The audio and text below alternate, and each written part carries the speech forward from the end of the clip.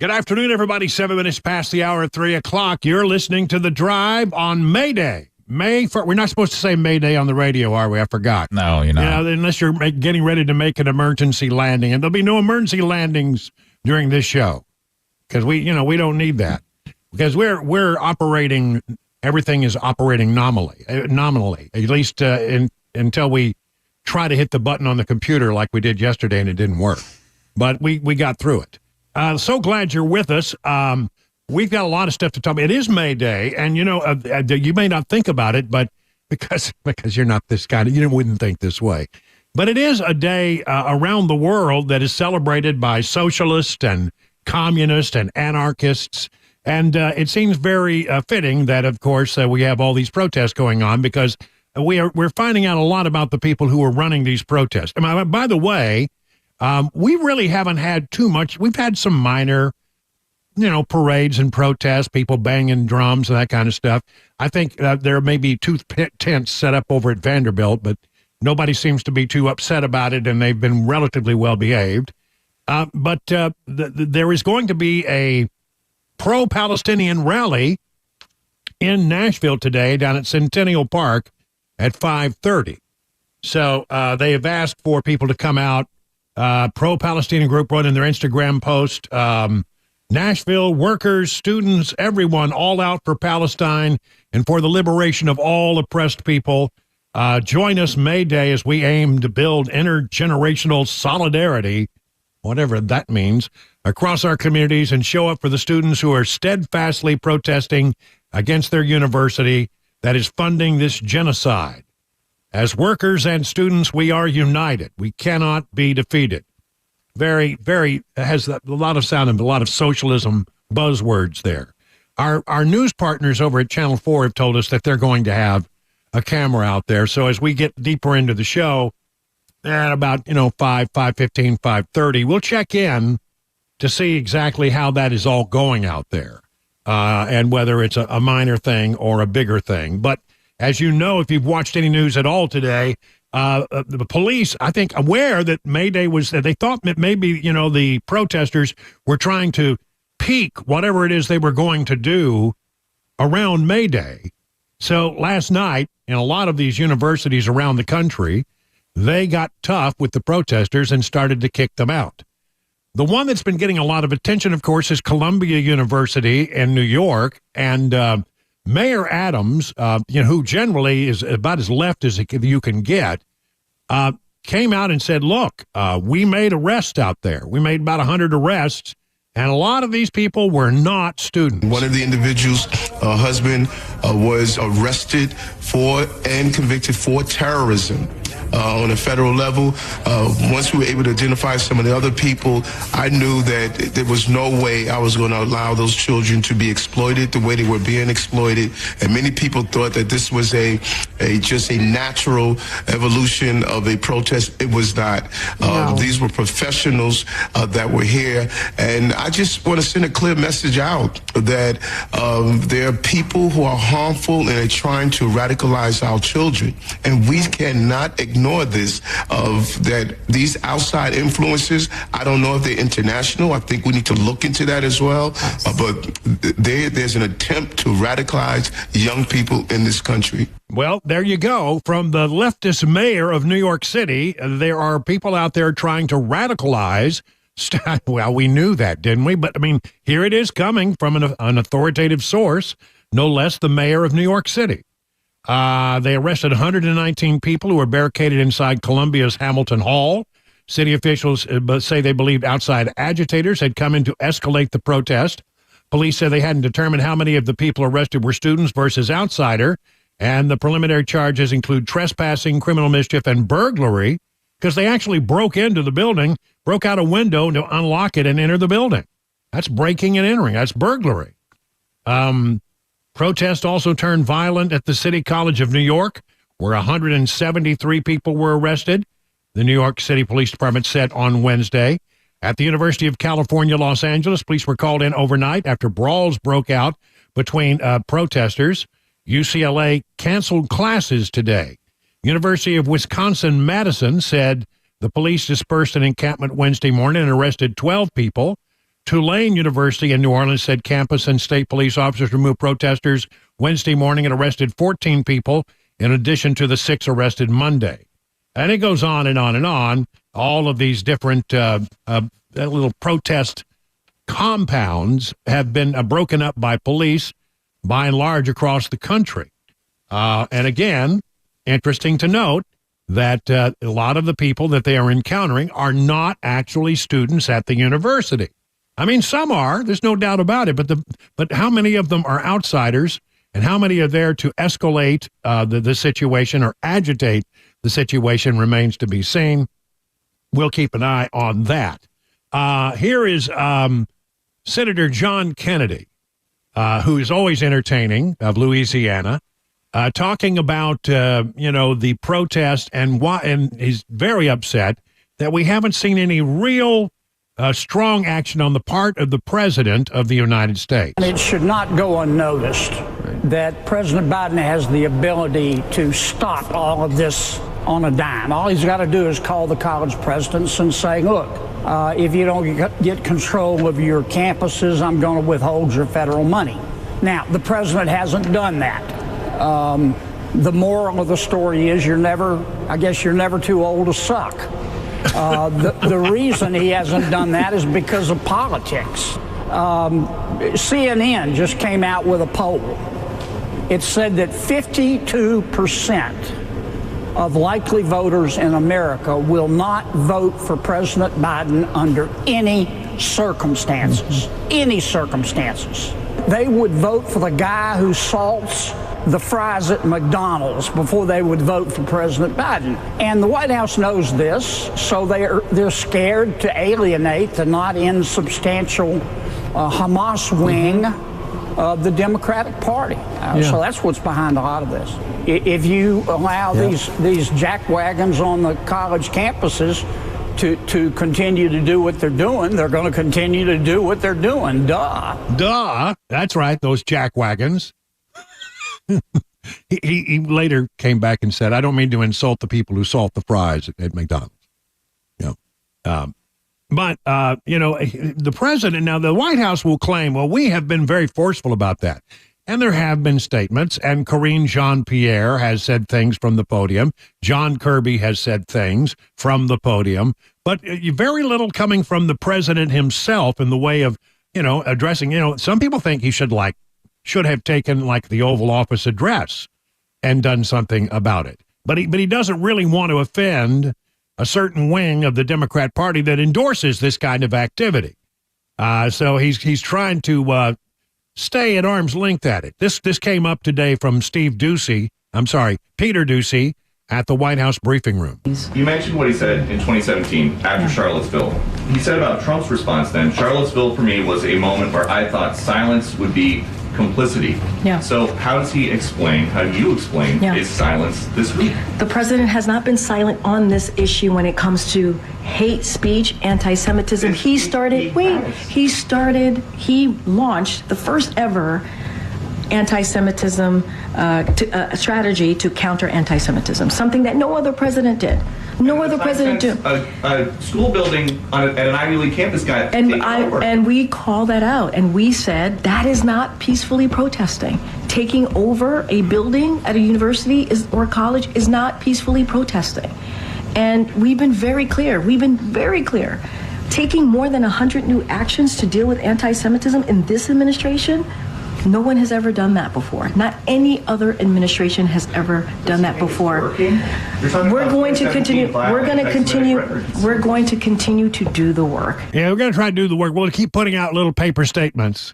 Yeah, but the President of the United States should take the bully pulpit of the White House and condemn this in the strongest terms, but he won't. He won't do it because he's afraid of certain elements of the Democrat Party, and it doesn't want to lose any more young voters out there. But he certainly he could. There's no doubt about that. Senator Lindsey Graham had this to say. Well, we need our president to speak to the nation right now. You can protest all you like. That's part of being an American. You can't break windows and occupy buildings by force, and you sure can't intimidate a religious group to feel unsafe. I've never been more worried about my Jewish brothers and sisters in America than I am right now. I think it's incumbent upon the president to have an Oval Office address, not just about these protests, but by what's going on in the world against the Jewish people. Here's a chance to rise to the occasion. He's ducking this issue. He's afraid of the Hamas wing of the Democratic Party. So I would urge President Biden to address the nation and be clear that every Jewish student in this country attending any university will be protected by his administration. That's right. I mean, isn't it a shame that we had to cancel in some of our universities commencement, commencement, what do you call them? Celebrations. Ceremonies. Ceremonies, thank you. Why is it that we had allowed that to happen? I mean, if you were a parent and you spent a lot of money to send your kid up to a school, and somehow they got through all 4 years, and they're getting that piece of paper, they're getting that diploma, and here is your payoff, baby. This is your payoff. You as the parent are going to say, I'm going to go watch my kid walk across the stage, get a diploma, and they cancel it. Oh, how angry would you be right now? I would be very angry. So we'll continue to watch this. In the meantime, there is this. Now, Biden won't come out and condemn the actions with a passionate and strong statement, but he's doing everything he can to let the other side know that we care about the Palestinians' plight. President Joe Biden, according to townhall.com, and his administration have been bending over backwards to show concern for Gaza as the Israel-Hamas war rages on. Biden hasn't merely insisted on humanitarian aid or on two-state solution, but he's made it a focal point, even willing to put American troops in harm's way to get that aid delivered. Now comes word that, according to CBS News, the Biden administration is considering bringing Palestinians to the U.S. as refugees, a move that would offer a permanent safe haven to some of those fleeing war-torn Gaza. And so they're now talking about how one of the things about it is they would do this as refugees, and those who pass a series of eligibility, medical, and security screenings would then qualify to the U.S. with refugee status, which brings you a lot of benefits, beneficiary permanent residency, resettlement benefits like housing assistance, and you would be provided a pathway to citizenship. So sure, let's do that. Not a good idea. Okay, well, the bottom line is that the situation is better today than it was yesterday, because I think police, understanding that we were going to hit sort of the pinnacle of these protests on May Day, decided to take preemptive action last night and clear out a lot of these protests, and I think that was a good move. We'll see what happens this afternoon in downtown Nashville. We are on it through our partners at Channel 4, who will have crews on the scene, and we are told a live feed will be coming, so we will be able to perhaps listen in and see how that is shaping up out there. If I were you, I'd stay away from Centennial Park if possible this afternoon about 5:30. It's now 21 past the hour.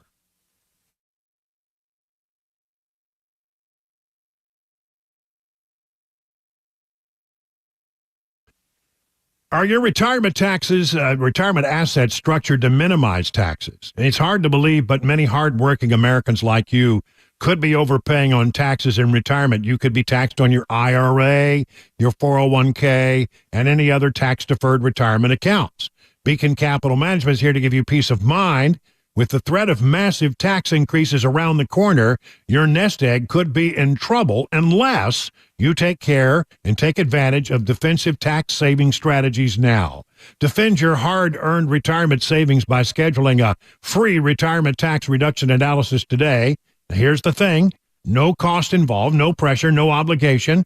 You don't have anything to lose but the worry. If you've saved more than $250,000 for retirement, don't wait any longer. Schedule your free retirement tax reduction analysis from Beacon. Just call this number. You've heard me give it before, 615-488-9303. Or visit askbeaconnow.com for details. The guaranteed offer is the easiest way to sell your home. It's really simple. We bring you an all-cash offer, You close in as little as 21 days. No home inspections, no lock boxes, no open houses. Go to markspain.com to get a guaranteed offer and start packing.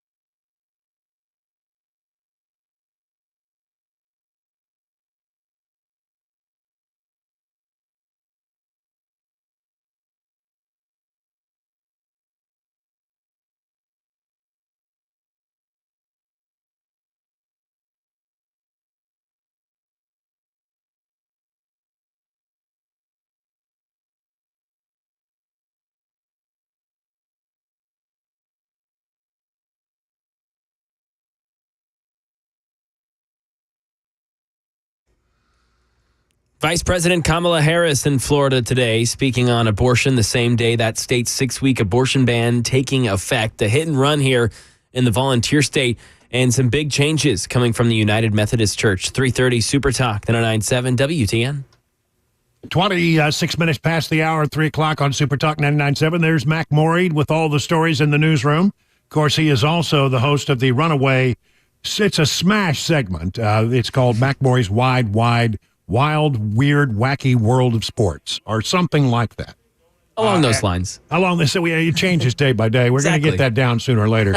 But we got good news to talk about because the Preds won. Yeah. Yes, sir. 2-1, still in it. Yeah. I think it was the Catfish song. I think it really helped. Of course. I'm going to take full credit for it. It was Mac not being in the building. Yeah, it's true. It was me not being there. You're not allowed to go to any more games. I know, right? I know. Every time you go, they lose.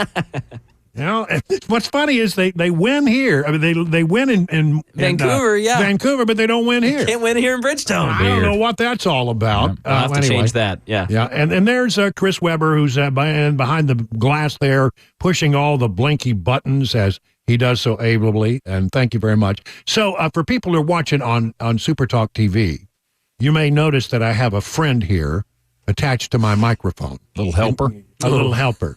Yeah, basically, we've been, having robin problems, and the robin problem I think has been solved.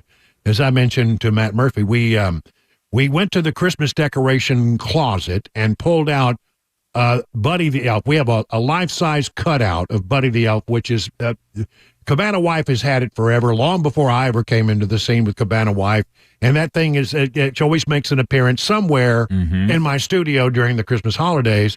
She put it up in the window, and apparently this picture of Buddy the Elf, this life-size cutout is terrifying to robins because the robins have not slammed into my window in days now. Yeah. Well, he's terrifying to a lot of different creatures. Yeah, very terrifying to me, yeah. But a lot of people have sent me, I had somebody in Watertown, and I want to say thank you, sent me a whole bag of rubber snakes thinking that would work. And they didn't work, but I thought I would have a guard snake here on my microphone stand. So if you're watching at home, you notice that one of the rubber snakes is now making an appearance. Yeah, he's there just in case. Just in case. Keeping an eye on Robin things. gets in there, that maybe the robin will be afraid if they were to get inside the studio. So we're doing that. Other than that, we have been on cicada hunt. Maybe people out there who have found cicadas in their yard. I mean, I know that they're starting to emerge. The other day, they were starting to emerge in Murfreesboro. Yeah. So I made a big walk around the property here looking for cicadas or listening for cicadas. I couldn't either see nor hear them, but I understand they are emerging. So, if you've got them in your neighborhood, tell us where. Send us a little text at 615-737-9986. That's the Members Nutrition Super Text line. Tell us exactly, where they are emerging. I don't know why mine haven't emerged yet. I haven't heard them yet either. No, haven't heard them. I don't think that I have, but I'm not listening for them. Everyone's freaking out about this cicada thing, though. Well, this is going to be big. I mean, this has the potential to be billions and billions and billions of cicadas. I don't know, but I haven't seen one yet.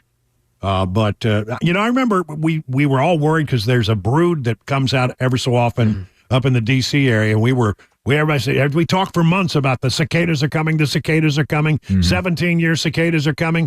And then it's just like, there are a handful of cicadas. That was about it. Nobody really, there weren't many cicadas. It wasn't near all that. So I don't mind the noise they make either, to be honest. No. And as I've mentioned before, I sometimes can't even hear it because I hear that sound in my head 24/7. The result of years and years and years of earpieces and headphones in the broadcasting industry has left me with some tinnitus or tinnitus. I don't know which one is correct. Which one is correct, do you think? I'd always say tinnitus. I'd say tinnitus, but I don't know. I've heard it pronounced both ways. I wonder what the official. Let's just check real quick. Hold on. So we I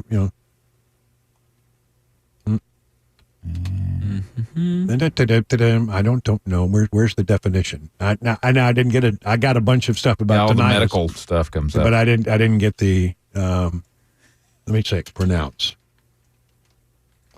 Stand by. Here we go. You ready? I was wrong. Tinnitus. Tinnitus. Tinnitus. Right. Or if you want to hear it slowly. Tinnitus. Yeah, I got it, lady. Yeah, Thanks. thank you. You see, that's the tone of voice. I know I'm in trouble when things get slowed down. Yep. Brian, do you understand? I know I'm in trouble. This is my talk. Tinnitus. All right, so there it is, the official word. It's not tinnitus, it's tinnitus. Tinnitus. It's 30 minutes now, past the hour. Time for a little news from McMorey.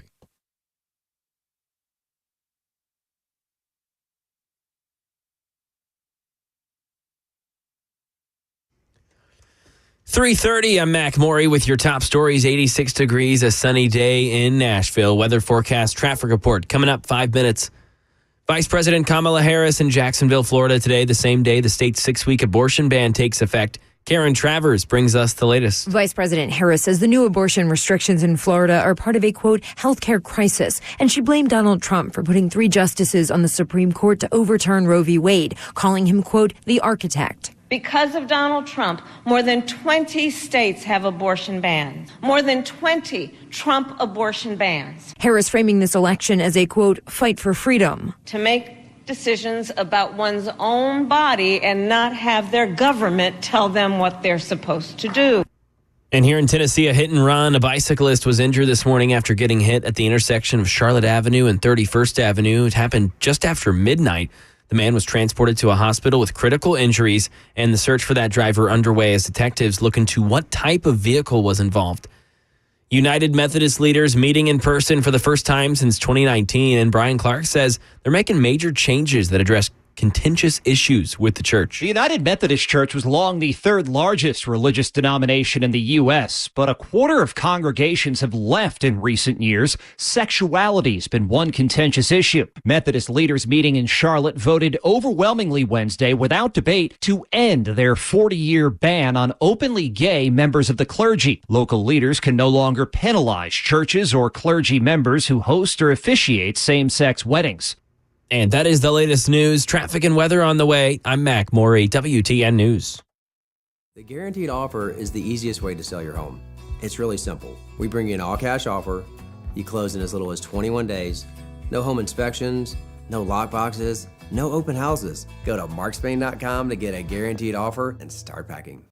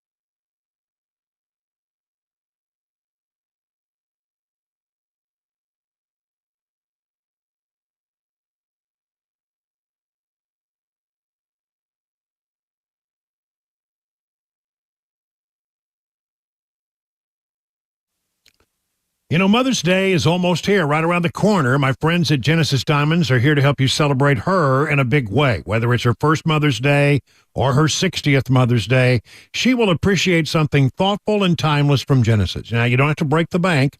Genesis has put together a fantastic collection of sentimental gifts, things that she can wear all the time.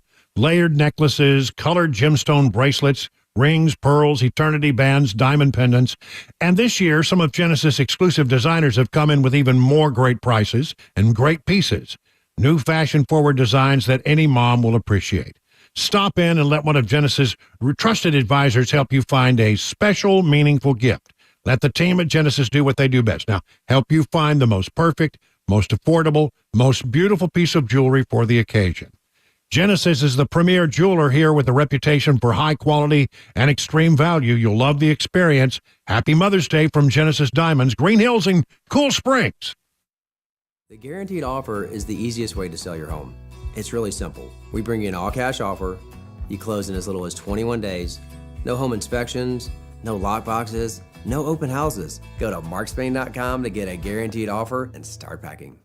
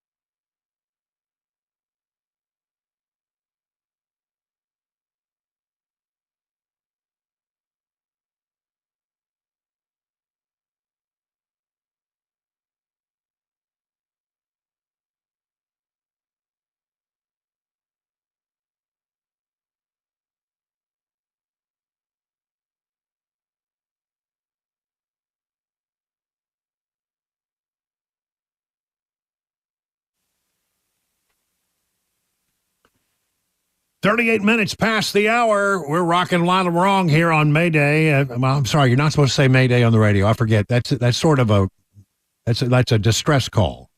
We're not under any distress here. Everything's good. We're happy. We're all good. Yeah. Let's talk about the border situation. Immigration named the top U.S. problem for the third straight month. This according to Gallup. A steady 27% of Americans say the most important problem facing the U.S. is immigration, topping Gallup's open-ended trend for the third consecutive month, the longest stretch for this particular issue in the past 24 years. The latest results based on a April 1st through 22nd Gallup survey. That's a lengthy survey.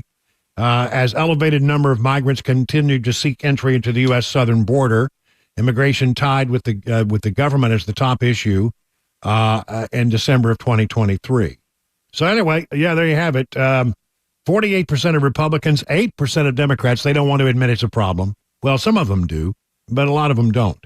25% of independents say it's the most important issue.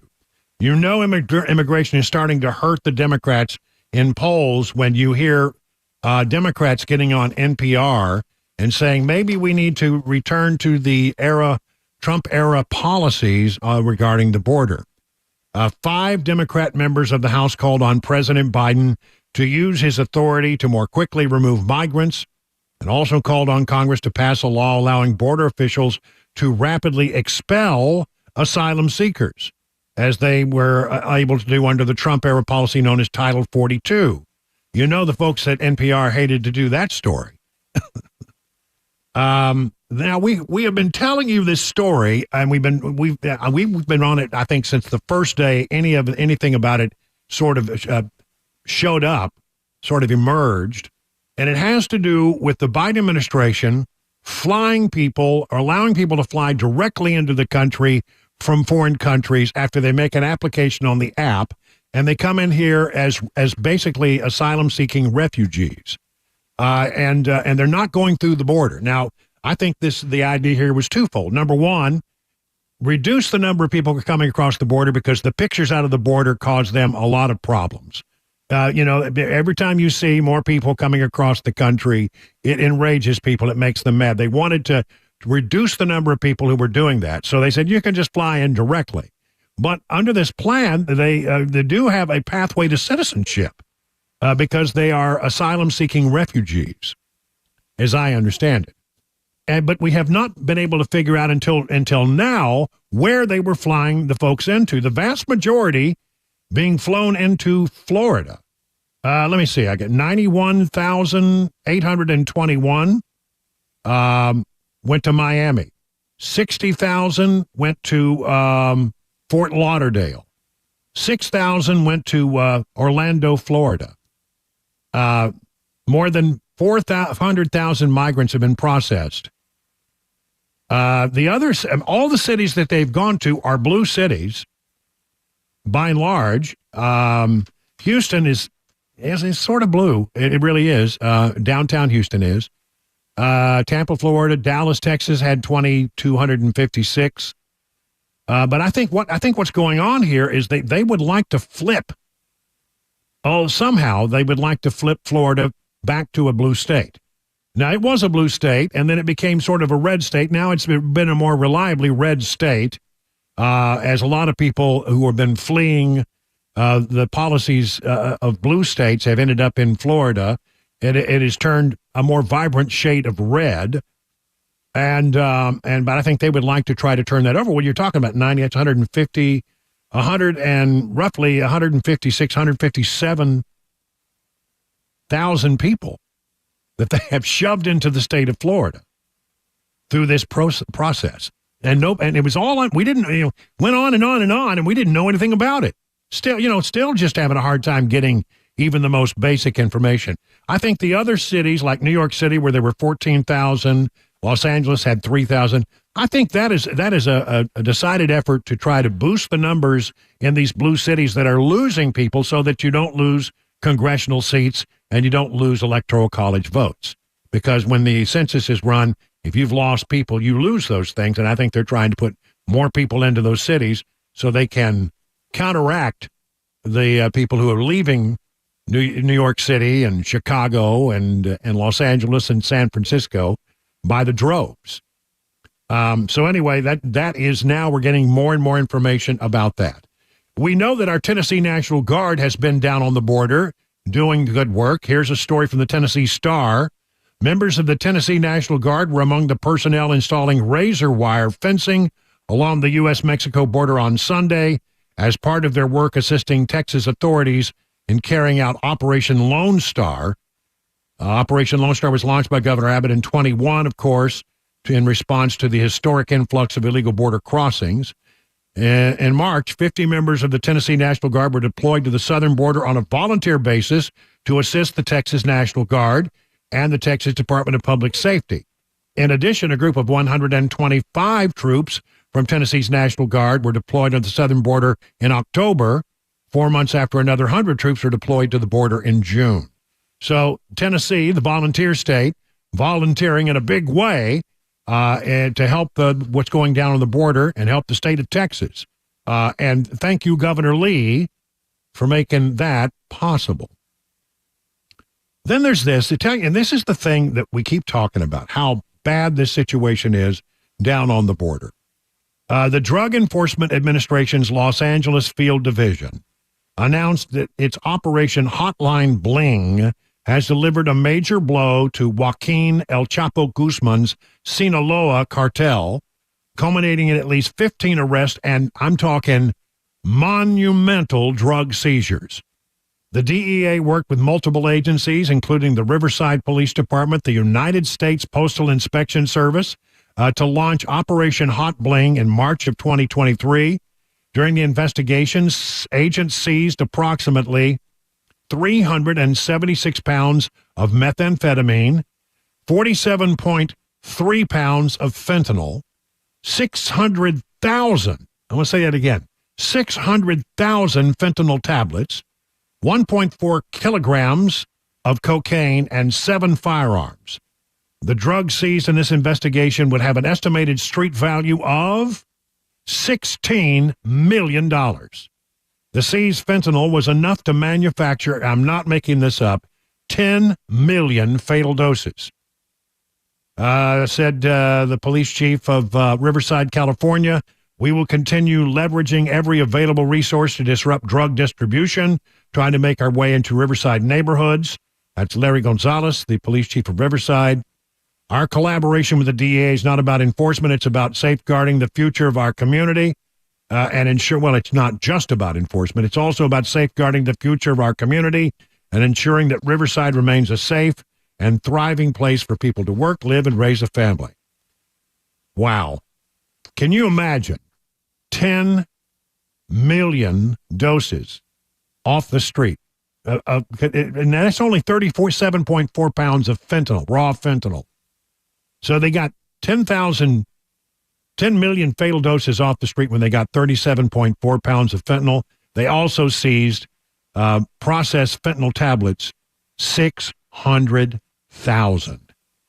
This is the thing, because the Sinaloa cartel and the other cartels are using the chaos on the border as cover.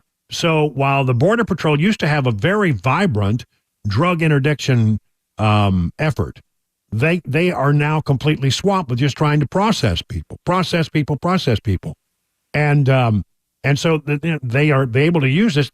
Everybody, listen, anybody who is ill intent toward the United States will look for an opportunity of chaos to try to exploit that. And that's what they're doing. They're trying to exploit the chaos down there because they know that the Border Patrol is distracted. So good on the DEA and good on the local folks there for doing this. But I think, here's the thing. They may have gotten 10 million fatal doses of fentanyl off the street, but how much of it got through? I mean, I think that the Sinaloa cartel at this point simply just says, well, we're probably going to lose 20%, but 80% is getting through. And they'll continue to do that. They'll continue to, if 20% acceptable losses when you can get 80% through and make millions. And the other thing is that people forget this, and this is the other really maddening thing. Every time someone comes across the border with the help of a coyote in that part of the world, they are making the cartels stronger because people are paying the cartels for the right to come across the river and to be escorted across the river and be shown the ways to get into the country illegally, where the passage points are. Every time a person comes across, and we've had millions of people come across the border, somebody had to pay the cartel to let that happen. And it's not cheap. So the policies not only allow drugs into this country, but it also brings a whole bunch of serious problems. But each and every time somebody comes across, you're making the cartels stronger and stronger. They're selling drugs. They're processing people. They're doing human trafficking. They're doing all kinds of bad stuff, but only because the chaos on the border is allowed. It just irritates me to no end that we have an administration that sees a political advantage to doing this. So that's why they're doing it. Even though it's become a real albatross around their neck, they continue to do it because they really feel like there's a political advantage to it. But, what's the cost to them getting that political advantage? The cost is people are dying. People are experiencing these horrible drug overdoses. And, it's not unusual to have several a day here in Nashville. It's right here in Nashville as well as in your community that this stuff is just poisoning America. And the Biden administration, I'm glad they got some of it, but I have a feeling it's only a small amount compared to what's actually getting through. 50 minutes now past the hour.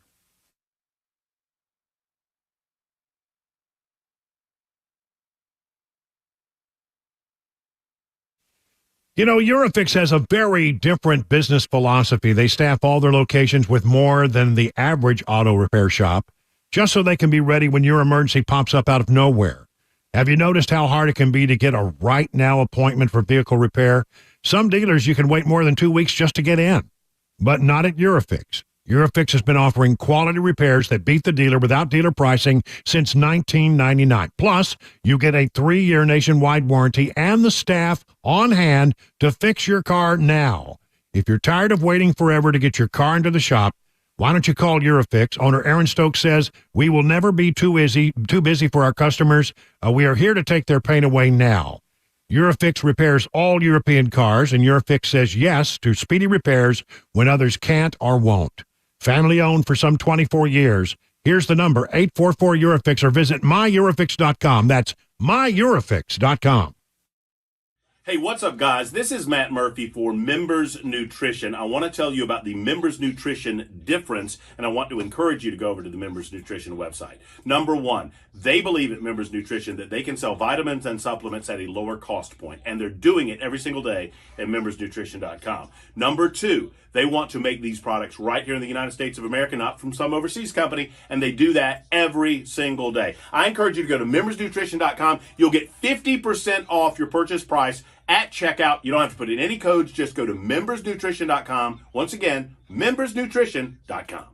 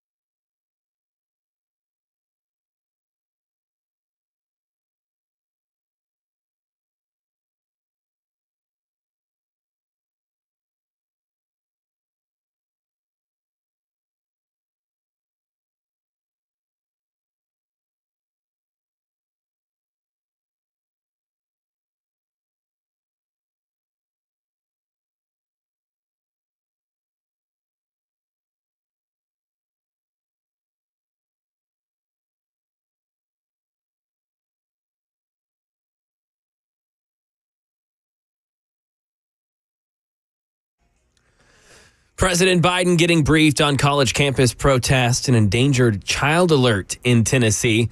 Artificial intelligence showing off its potentially bad and evil side. Plus, Marjorie Taylor Greene moving forward with a motion to vacate Speaker Mike Johnson. Those stories and more at 4. Super Talk 99.7 WTN. And we'll do a deep dive on that in the next hour. Take a look at the markets. Dow Jones Industrials are up 87. The S&P was down 17. The NASDAQ down 52. That's relatively flat across the board. I think what happened today with the Fed, it was pretty much baked in advance. But everybody was watching the Fed, and the comments from Jerome Powell. Let's check in with Ty Draper over at Beacon Capital Management for more on that. Hello, Ty. Yeah, hey, Brian. The Fed held rates unchanged today and maintained their stance towards achieving a 2% long-term inflation. The Fed chair said that a hike was unlikely. Markets seemed to like that and anticipated probably the first rate cut to be in December. The Fed plans to remove some bond holdings from their portfolio, which will add some loosening to monetary policy. Powell also addressed the threat of stagflation, saying that he sees nor stag nor deflation. All of this continues to add more volatility to an already volatile stock market and was confused more today than Joe Biden reading a teleprompter. All right. Once again, Ty Draper dropping a good line at the end there. Now listen, find out what Ty and John Maxon and all the good people over at Beacon Capital Management can do to help you get ready for retirement. Just go to their website, askbeaconnow.com. It's 58 minutes past the hour.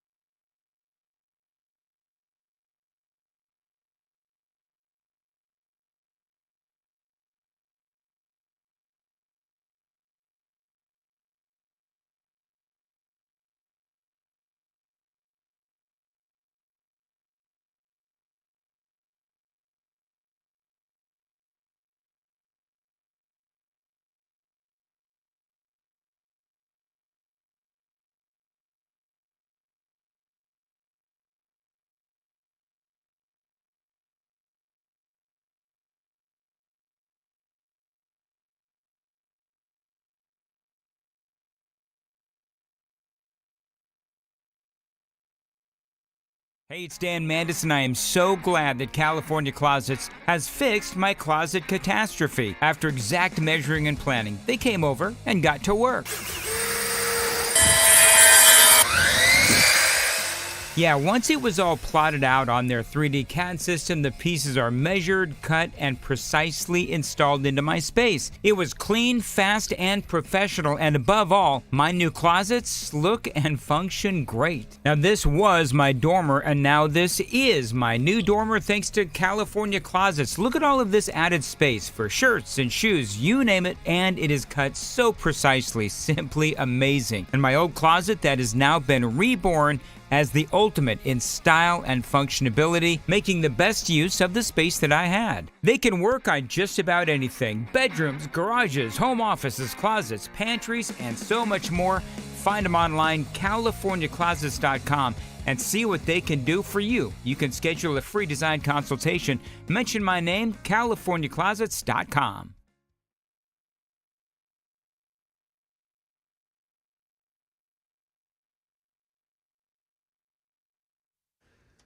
4 o'clock, I'm Mac Morey with your top stories. 87 degrees, summer-like temperatures here on Music Row. Traffic complete weather forecast coming up in 5 minutes. On that traffic front, just on WSMV I-24 westbound around Old Hickory Boulevard. A big crash there causing a huge slow up there down to one lane. Here now going over the nation's capital, the White House says President Biden is being briefed on ongoing pro-Palestinian protests on college campuses across the country. Karen Travers with the latest. The White House would not say if President Biden supports police operations to clear out protesters who have occupied buildings on college campuses and whether that's an appropriate response. Press Secretary Karine Jean-Pierre deferred to school administrators and local officials. But of the demonstrators, she said, they have the right to peacefully protest as long as it's within the law and that it's peaceful. Forcibly taking over a building is not peaceful. It's just not. And an endangered child alert back here in Tennessee. Metro Police say that a boy was allegedly taken by his mother in Antioch this morning. Officials on the lookout for 3-year-old Zaire Armand Wiley and his mother, 35-year-old Alondris Griffin of Georgia, who allegedly took him at 6 a.m. from his grandmother. It was amidst an ongoing custody issue. If you see them, you're asked to call officials. And the secretly recorded comments from a Baltimore area high school principal were undeniably racist, anti-Semitic, and vile. The problem is that they were almost completely fabricated. Here's Jim Ryan. Pikesville, Maryland high school principal Eric Eisward at last year's graduation. Class of 2023, you did it. And in comments posted more recently online. Between these ungrateful black kids who can't test their way out of a paper bag, or these teachers. But only the first audio is real. Investigators say a staff member whom Eisward had accused of theft used artificial intelligence tools to create the second audio. Dejan Darian is facing serious legal consequences, but Eisward is still being slammed on social media by people who haven't learned the truth about the tape. And right now in Tennessee, a Southwest flight headed to Denver diverted here to Nashville after an odor was detected in the cabin. It happened earlier today before noon. The airline did not disclose what the odor was that caused the diversion. Southwest said the plane landed safely, no incident, and they were taken out of service, that plane. The passengers were moved to another aircraft, and they continued on to Denver. And Georgia Republican Marjorie Taylor Greene saying she'll move forward next week with her effort to oust House Speaker Mike Johnson. Stephen Portnoy has more. Marjorie Taylor Greene says she's not backing down. Absolutely calling it. Greene says Mike Johnson has betrayed fellow Republicans, letting bills pass with bipartisan majorities to fund government agencies and U.S. allies, including Ukraine. Johnson says her move is wrong for the Republican conference, wrong for the House, and wrong for the country. And Democrats say they'll vote to table Greene's motion, which would doom it. Reporters asked Greene if she'll try this move more than once. I haven't made a decision on that yet. And that is the latest news, traffic, and weather on the way. I'm Mac Morey, WTN News.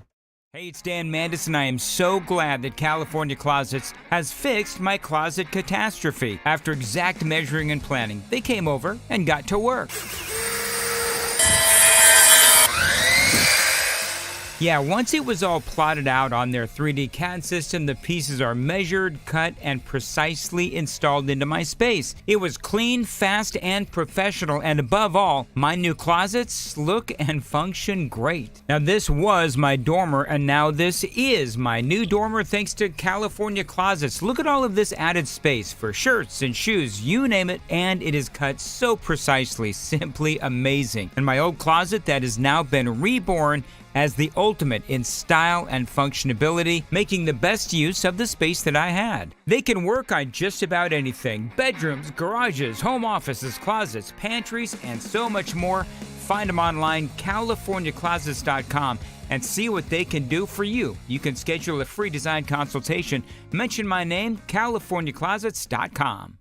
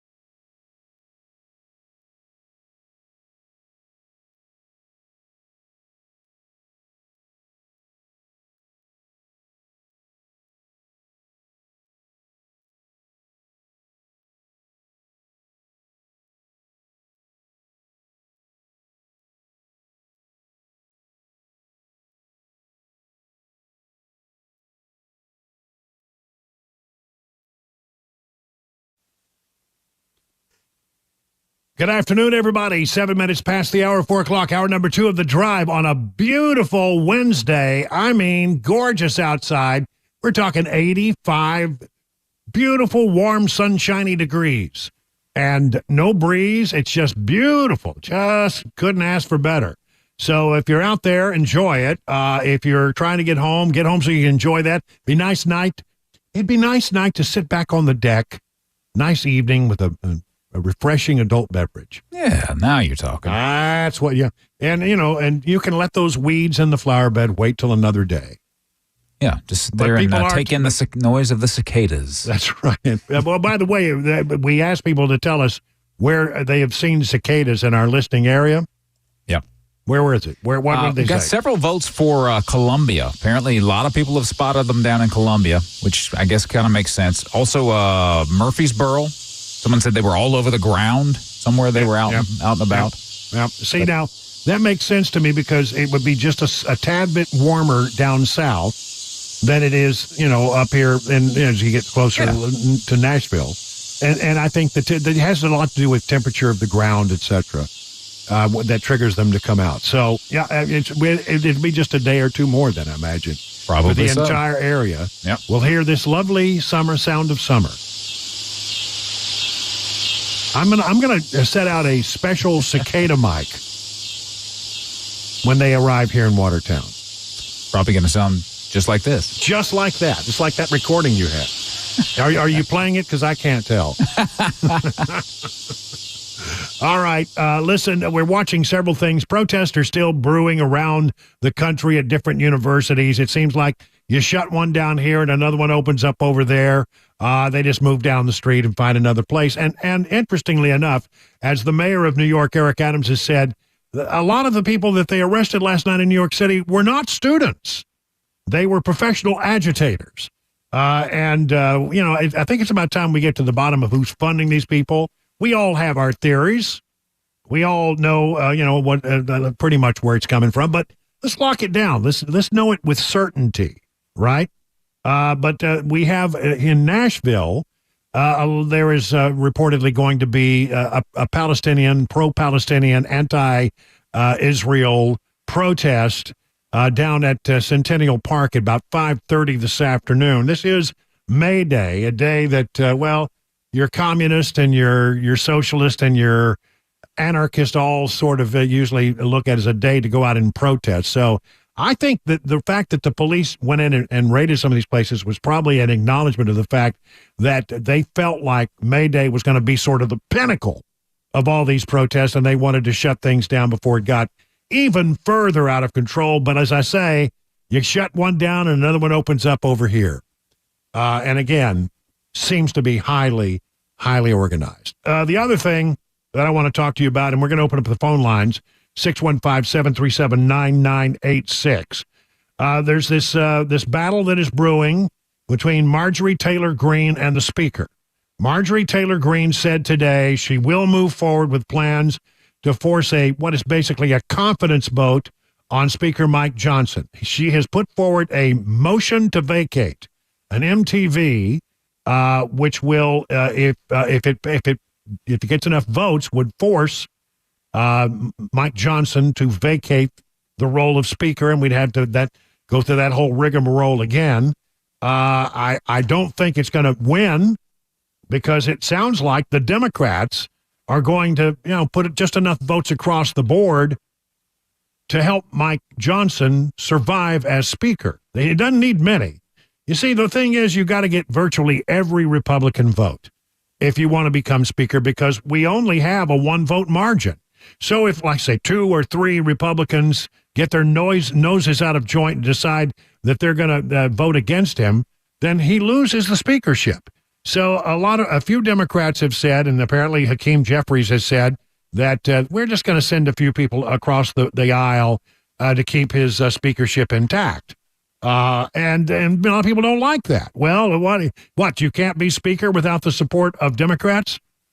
I'm going to tell you where I am on all this, and then I want to hear from you. 615-737-9986. What do you think? Who do you think is right? Do you support Marjorie Taylor Greene? Do you think it's time to get a new Speaker?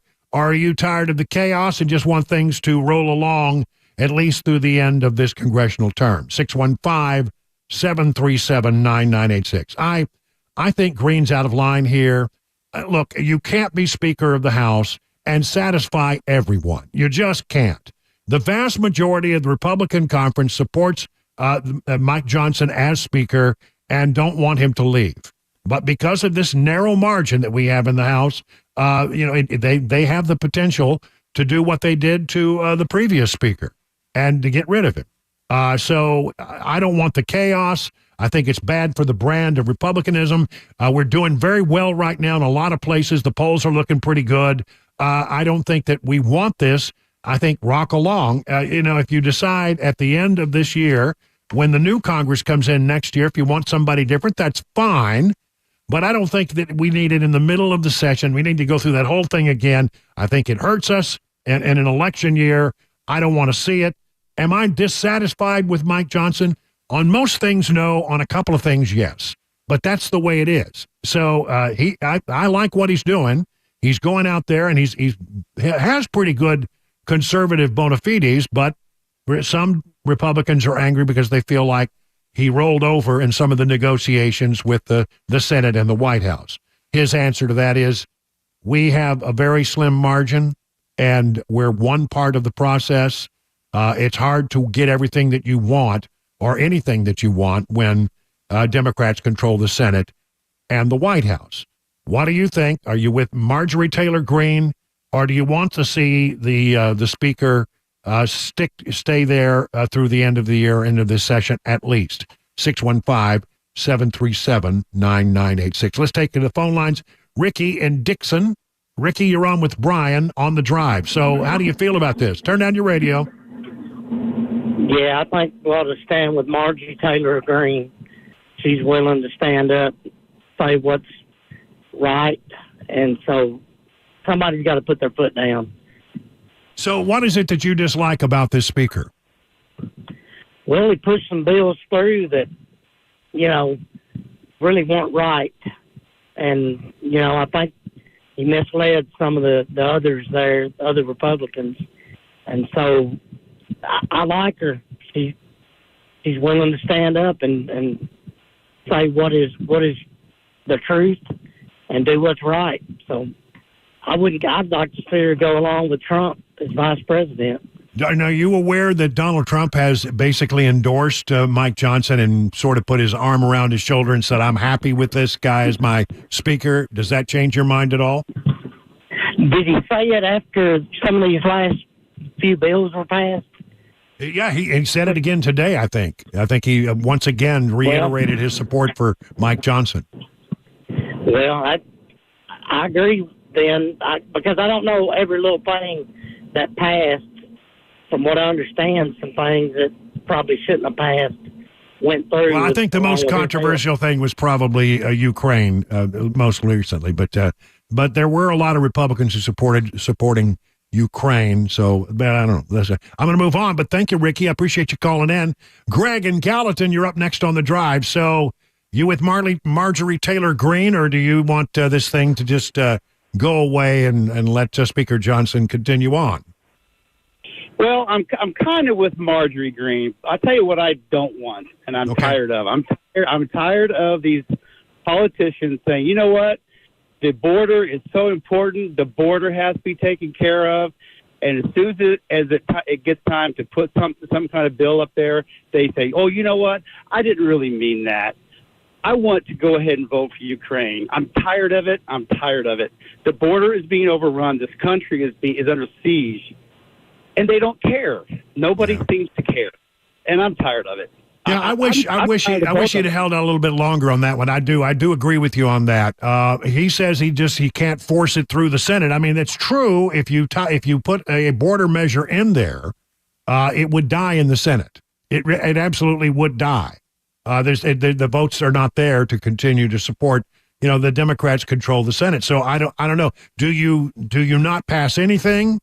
Because I mean, a lot of people in the House and the Senate, Republican and Democrat, wanted to pass support for Israel and Ukraine and Taiwan, and the other things. There was a great, well, there were majorities across both Democrat and Republicans wanted to do that.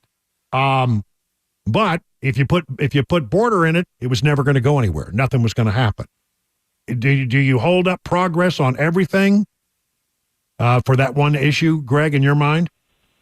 In my mind, the Democrats stick together like glue. Yeah, no matter what it is, they decide what it's going to be, and they stick to it. The Republicans need to get together as a team. We need some kind of leadership to say, look, this is what we're going to do, and stick to your guns. Stick to your guns.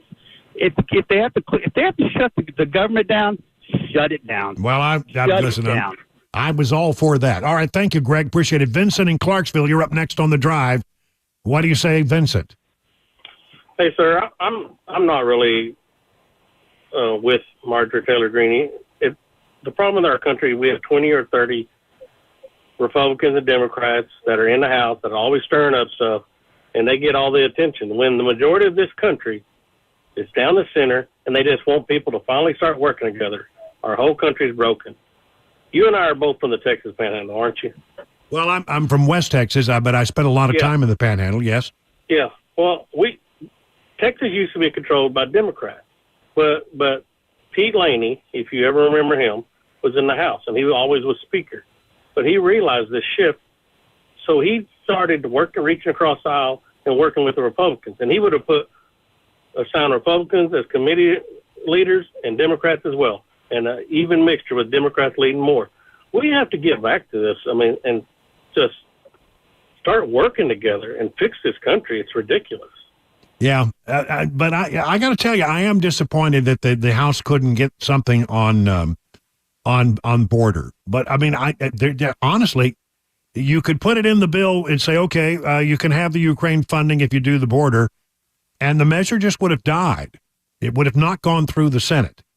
So I mean, this is the real dilemma that, do you not, but given there was support for Ukraine in the Congress and the House and Senate, you may not agree. I have my concerns about it as well. But if you have a lot of people who want to see that happen, do you just not go forward because you can't get the border, or do you let some of it go through? I mean, these are tough calls. And again, if you had insisted on a border element, it wouldn't have gone through, and it wouldn't have been signed by the president. So, I mean, you only have, when you got one body, there's only so much you can push through. And I think that's what Trump said. He said, look, we have a very small majority in the House, and it's largely divided. And then, you can't have your way if you're only one small part of the bigger equation. But I don't know. I mean, I covered the place for a long time. I think when you have divided government and divided House and Senate, it's the recipe for gridlock, and gridlock's not necessarily a bad thing. But, if you really want to get something passed, and there were people who wanted Ukraine support and support for the situation in Israel as well, and they decided, I guess, to go forward with that, even though they couldn't get anything done about the border. Okay, let's try William in Murfreesboro. William, you're up next with Brian on The Drive. What do you think, William? Well, this is my personal take. I don't really care for MTG, Lauren Boebert. I think they should be put in to me, they're same as the squad. Just want to get attention. And you can work through these things without a lot of that jazz. So, that's my personal opinion. And somebody else may have a different one, but I don't.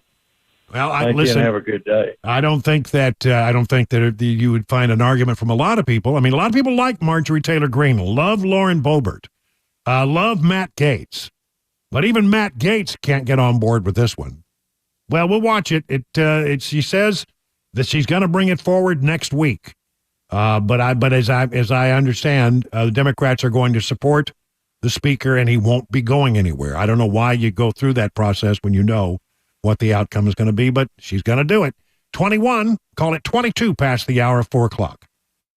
Hey, it's Dan Mandis, and I am so glad that California Closets has fixed my closet catastrophe. After exact measuring and planning, they came over and got to work.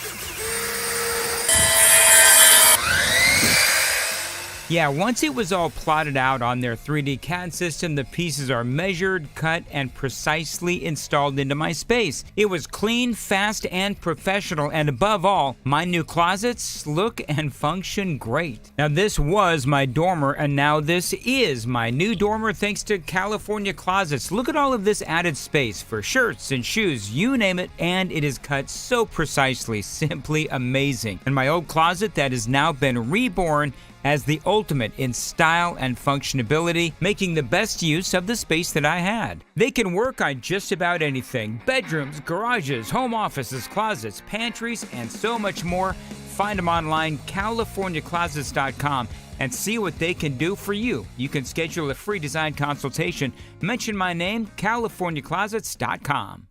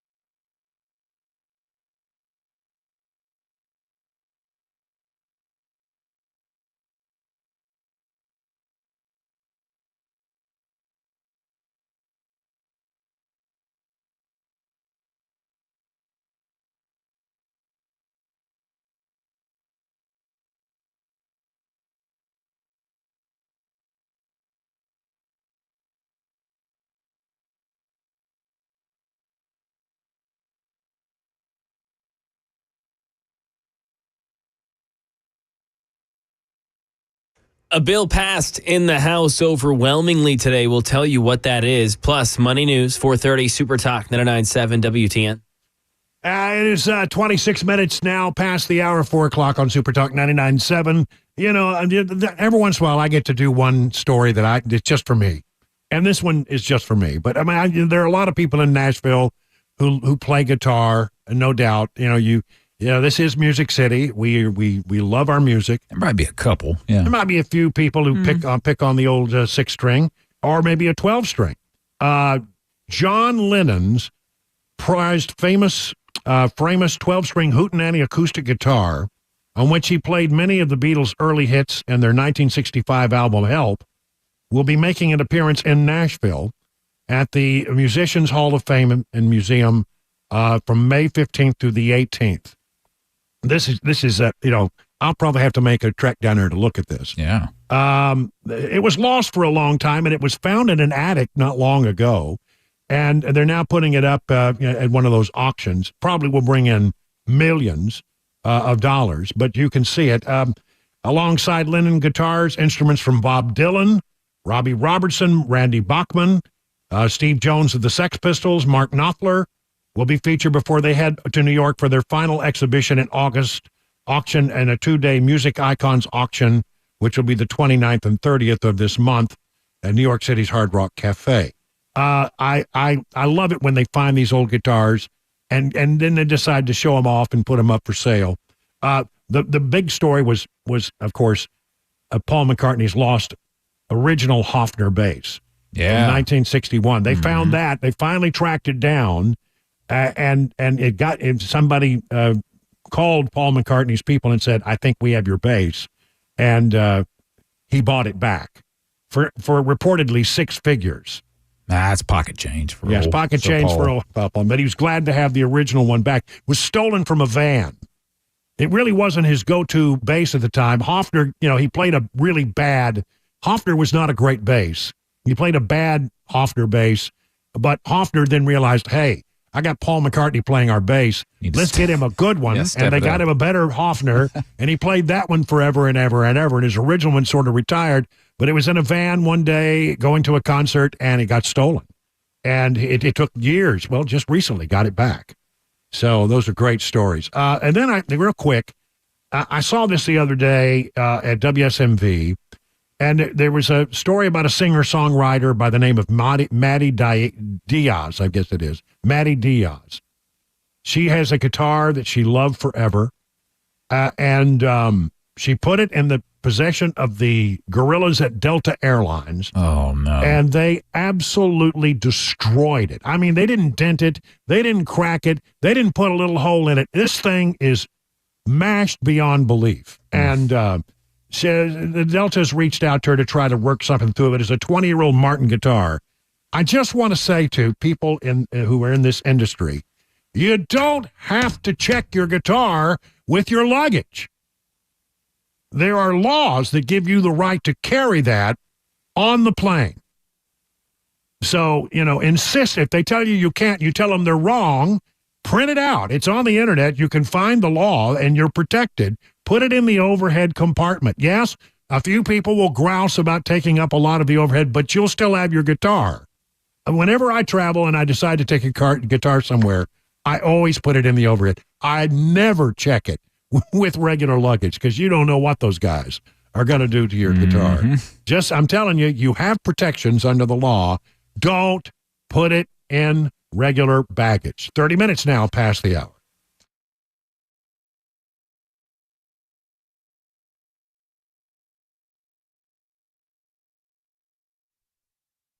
Thirty minutes after the hour of 4 o'clock, I'm Mac Maury with your top stories. Right now, 87 degrees, sunny on Music Row.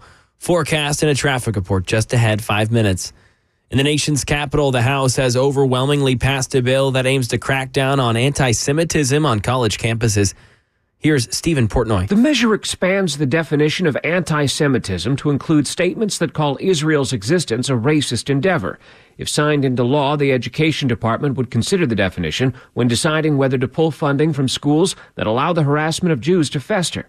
Opponents say this measure will stifle speech. Asked if it might come up for a vote in the Senate, Majority Leader Chuck Schumer was non-committal. And here in Tennessee, we're monitoring a protest that's supposed to take place today at 5:30 at Centennial Park, run by the Vanderbilt students.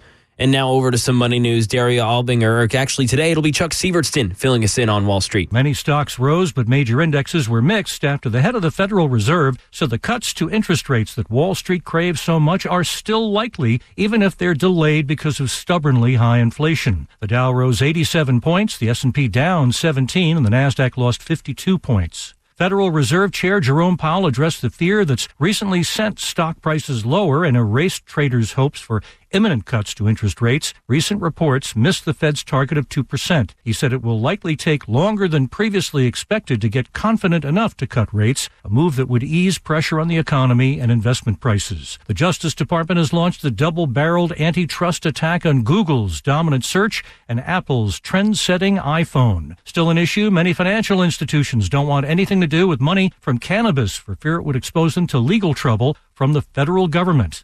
And that is the latest news, traffic, and weather on the way. I'm Mac Morey, WTN News.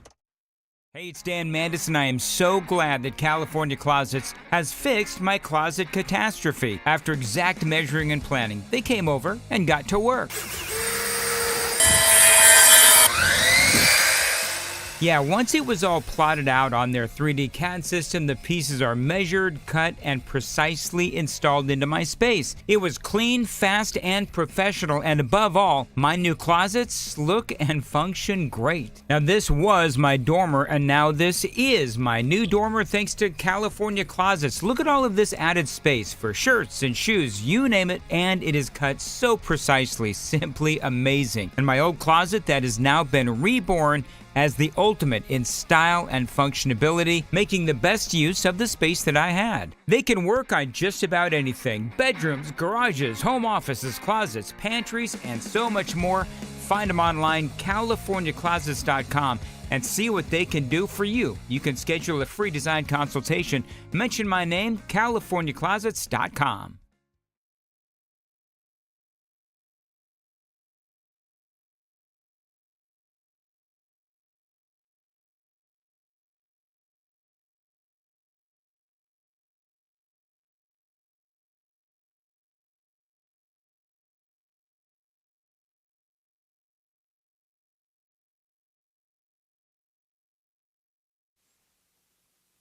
You know, Grace Point Healthcare is the standard for affordable, comprehensive, and convenient medicine. I want to talk about those three words: affordable, comprehensive, and convenient. How is this? Well, as a direct pay provider, your health care is delivered without the red tape of an insurer's guidelines. They have these things called Smart Care plans, make it even more affordable. They start at $69 a month. You get free office visits and basic labs for an entire year. You could really save some money that way. Grace Point identifies and treats the root causes of conditions, not just the symptoms, through a comprehensive, functional approach. And by seeing you the same day or the next day, you are treated at your convenience. I mean, have you ever tried to get a doctor's appointment on short notice? It's hard. Grace Point Healthcare, affordable, comprehensive, and convenient medicine delivered the old-fashioned way. They are located on Main Street in Franklin. Here's the number, 615-599-6868. That's 599-6868 to set up your appointment. The guaranteed offer is the easiest way to sell your home. It's really simple. We bring you an all-cash offer. You close in as little as 21 days. No home inspections, no lockboxes, no open houses. Go to markspain.com to get a guaranteed offer and start packing.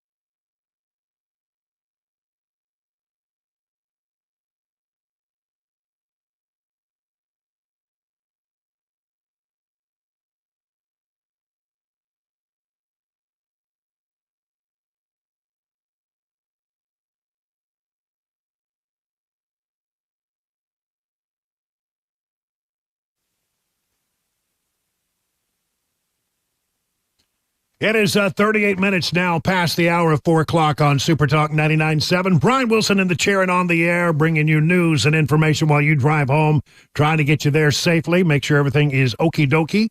And hopefully you'll get home. And it's a beautiful evening. It's going to be a gorgeous evening. Sit out on the deck, sit out on the back porch, have a nice adult beverage or a nice glass of sweet tea, if that's your choice, and just enjoy it. Wait for the cicadas to emerge. All right, we got a lot going on. We're watching very quickly. We're watching what's going on down at Centennial Park. Supposed to be one of these pro-Hamas, anti-Israel protests that are going to take place down there. This is May Day, which is a day where the socialists and communists and anarchists all gather to try to cause trouble. And so we're expecting that they're going to be, a fair turnout down there. So our news partners over at Channel 4 have said that they're going to have live cameras down there. So we'll be watching to see what happens there. But my advice to you is, if you can stay out of that area traffic-wise, you probably would be wise to do stuff. That'll be kicking off in about an hour from now. Take a look at some economic news, because the big news today was that the Fed signaled that we're not going to have rate cuts anytime soon. Nobody was shocked by this because inflation continues to be, as they say, sticky, sort of sticky like, jam or syrup. Won't go away. Federal Reserve on Wednesday held its ground on interest rates, according to CNBC, again deciding not to cut as it continues a battle with inflation. In a widely expected move, the U.S. Central Bank kept its benchmark short-term borrowing rate at between 5.25 and 5%. That means that the kind of loan that you can get for a 30-year mortgage is going to be about 7.5%. The rate-setting Federal Open Market Committee did vote to ease the pace at which it's reducing bond holdings. Could be viewed as an incremental easing of monetary policy. But look, if the Biden administration was counting on interest rates coming down in advance of the election on November 5th, they're not going to get it. In fact, there may be no rate cut at all this year, but if there is one, it is now increasingly beginning to look as if it will be after the election and maybe in the December decision frame. So he's not going to get any help in that regard. Initially, there was some talk that we'd get maybe 2 or 3 or maybe even 4 rate cuts this year, but there's hasn't been enough progress on inflation. As the folks at the Wall Street Journal put it, Fed says inflation progress has stalled and extends its wait-and-see rate stance. The thing is that if they do it before the election, it won't be because the data say that this is the right thing to do. They'll be doing it. It'll be a political decision. And I'm getting the impression that they're sending the signals loud and clear, no rate cuts until very late this year, if at all this year. I'm a little worried about this because I think we're building too many office buildings in Nashville and other places. Over $38 billion worth of U.S. office buildings face loan defaults, foreclosures, or some other forms of distress, the highest amount since 2012.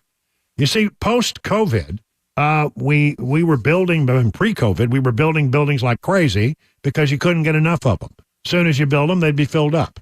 Everybody wanted to be working downtown in a big office building. Okay. Then COVID, we all went home and set up our ability to work from home. Love that.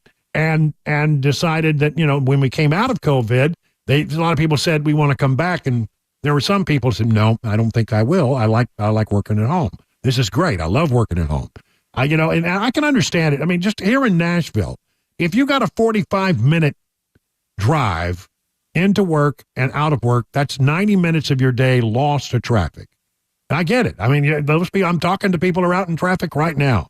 90 minutes. That's 90 minutes you could do other things with, right? You feel like it's a big time suck to drive into town and out of town. So a lot of people decided that they wanted to stay at home, and a lot of companies decided, hey, you know what? We didn't lose anything in productivity. If anything, we gained productivity. People were more productive than less productive. So a lot of companies have said we don't need as much office space as we once had because people are working from home. And that means that we got all of these buildings that they're building that I don't know if they're ever going to get filled up. We'll see. I don't know. But $38 billion worth of office buildings around the country now in default. You know, it's tough enough if you want to buy a home right now with interest rates at 7.5%. It's tough enough to have to swallow that and know that it's going to cost you an arm and leg to get a mortgage. But you need to understand that the Biden administration has put in some regulations.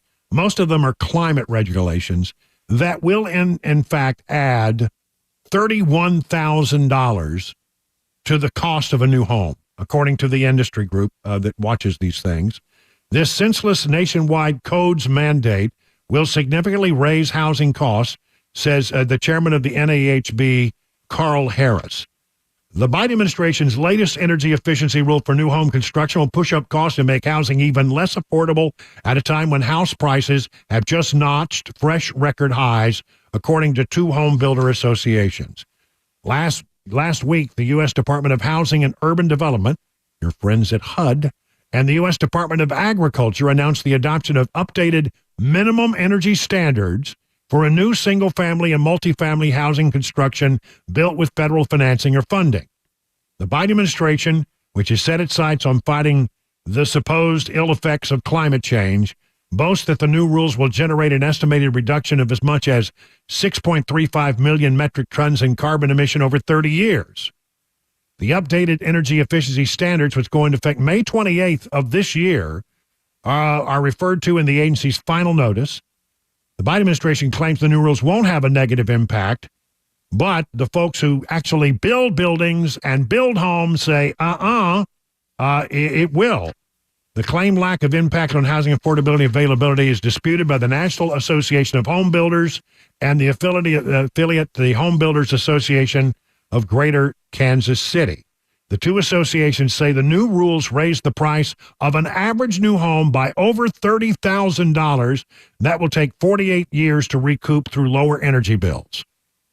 In other words, the energy savings you get, it will take 48 years for you to recoup the $30,000 you have to spend to meet the new codes put forth by the Biden administration. The Biden administration is killing us with this kind of stuff. It's an ill-conceived policy, says the NAHB, that will do little to reduce overall energy use while hurting the most vulnerable home buyers and renters and exacerbating the housing affordability crisis. Again, I want to point out that the Biden administration seems to be in a panic right now. They're throwing a lot of stuff into the hopper that they normally would not do until the second term began, because they're looking at the same numbers that you and I are looking at, and I think they're beginning to wonder, are we going to get a second term or not? We better get this stuff across the goal line. We better get this stuff shoved into the pipeline before we lose the White House. I think that they are panicking, and that shows great pessimism on the part of the Democrats, because normally you would wait until your second term to do this stuff, because then you're a lame duck, so what? Right? What are they going to do to you?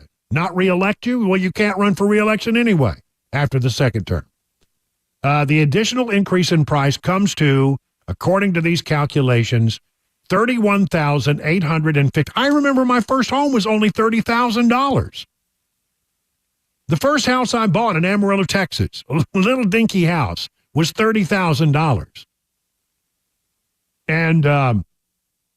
And this is the increase over what you have now. So if you got a $300,000 home, now it's going to cost you $331,000. It's going to raise your mortgage. It's going to raise your cost, and you can't recoup them unless you're going to be in that house for 48 years. Ridiculous. Ridiculous. And one last little bit of news here. As you know, the Biden administration and the DEA over there has decided that they're going to reclassify marijuana, taking it from Schedule 1 to Schedule 3, I believe. And the idea is that Schedule 3, doctors could prescribe it medically, although some state laws may prohibit that. And here's a story about that from the Wall Street Journal again. reclassifying cannabis still leaves pot stocks in limbo. See, pot stocks went up big time when this announcement was made. Marijuana may soon be considered a less dangerous drug, but it's a long way from being treated like alcohol or tobacco. Maybe lumped in with heavy-duty drugs such as heroin, but will no longer be. But most of the problems that have made pot stocks a lousy investment will stick around. Cannabis stocks jumped Tuesday afternoon on reports that the Biden administration will relabel it as a less dangerous drug, but an exchange-traded fund that tracks the basket of American growers such as Green Thumb Industries and other marijuana companies gained 25%. However, the experts at the Wall Street Journal say a lot of the problems that keep marijuana from being, used more are still going to be around even if they reclassify it. Look, about half the states in the country now look at marijuana, and they look at it either medical okay or recreational okay. And reclassifying this will allow some other states to perhaps consider this. We may see it go beyond the 50% point. I'm shocked and amazed at some of the states where recreational marijuana is I would never have guessed that it like that. You can do that in Oklahoma. Oklahoma, like the reddest state in the country. One of the reddest states in the country, but nope, apparently so. I think we're probably going to see this thing slowly but surely become more and more states are going to legalize it either for medical use with the prescription from a doctor or to go ahead and do the full thing. The only thing I would say is don't do half measures, because I've saw how badly that worked in the state of Maryland when I was there. They did half measures. They said, well, it's not illegal. We won't charge you with anything. But they would say they wouldn't charge you, but it's not legal. So that means people couldn't sell it. They couldn't tax it. And that it just basically made the black market more powerful. And boy, there were wars over which street corner you could sell your marijuana and who had that street corner and who had this territory.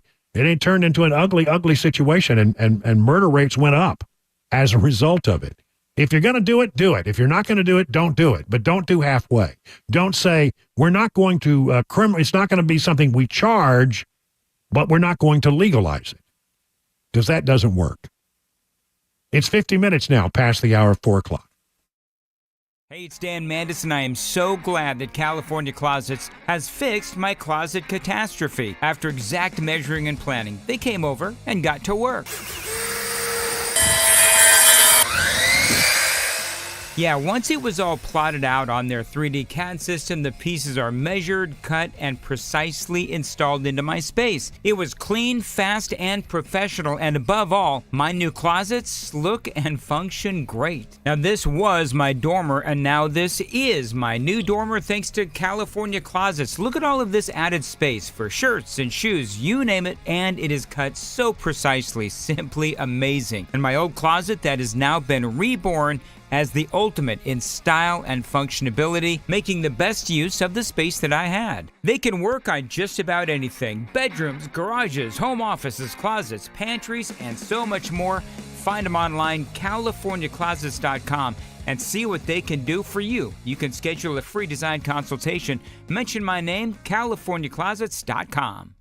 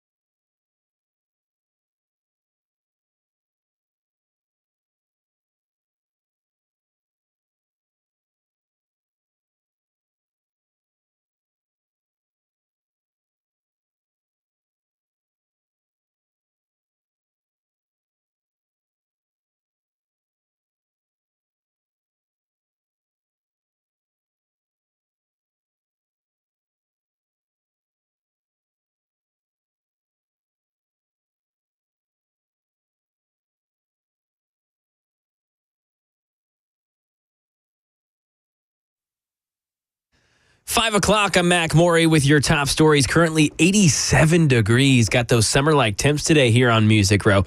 Traffic report plus that complete weather forecast coming up in 5 minutes. The White House says President Biden is being briefed on ongoing pro-Palestinian protests on college campuses going on across the country. Karen Travers. The White House says President Biden has been monitoring the situation on college campuses across the country. Press Secretary Karine Jean-Pierre says he's been kept regularly updated, but she wouldn't say why the president has not spoken out directly on the protests. No president has spoken more forcefully about combating anti-Semitism than this president. Jean-Pierre indicated the president has not spoken to officials at any of the universities impacted. And here in Tennessee, got a crime story. Surveillance footage has now been released showing the moment that Austin Turner died after being assaulted by 26-year-old Richard Cornelius, the front door security man at the bar on Demumbrium Tin Roof. Footage shows Cornelius punching Turner multiple times until knocking him down on the ground. Channel 4's Marissa Sulik has the side of the defense. The defense says that there is more to this. More happened inside the bar that is not on camera, and that Cornelius is acting in self-defense. We see Turner leaving. He is turned toward Cornelius, who then punches him about 5 times. That forces him to the ground. And today we heard from 2 security guards. One saw what happened. The other gave Turner CPR. The one who witnessed the fight says Turner was told to leave by Cornelius before and exited peacefully. They say when he came back, he was hostile, but his family wants to see proof. And this case will now go to the grand jury where they will decide if this goes to trial. Cornelius is currently charged with aggravated assault. A school shooting threat today. A middle school in Mount Horeb, Wisconsin had an active shooter on campus today. They did neutralize the suspect. Authorities said without giving details that the, quote, alleged assailant was harmed, and a witness said she'd heard gunshots and seen maybe up to 200 children running away outside. Officials say that the person did not breach entryway and that officers were scoping out buildings to ensure the safety of all students and staff. They've not gotten any specifics on what happened or released how the shooter was neutralized. No injuries reported with the exception of the alleged assailant.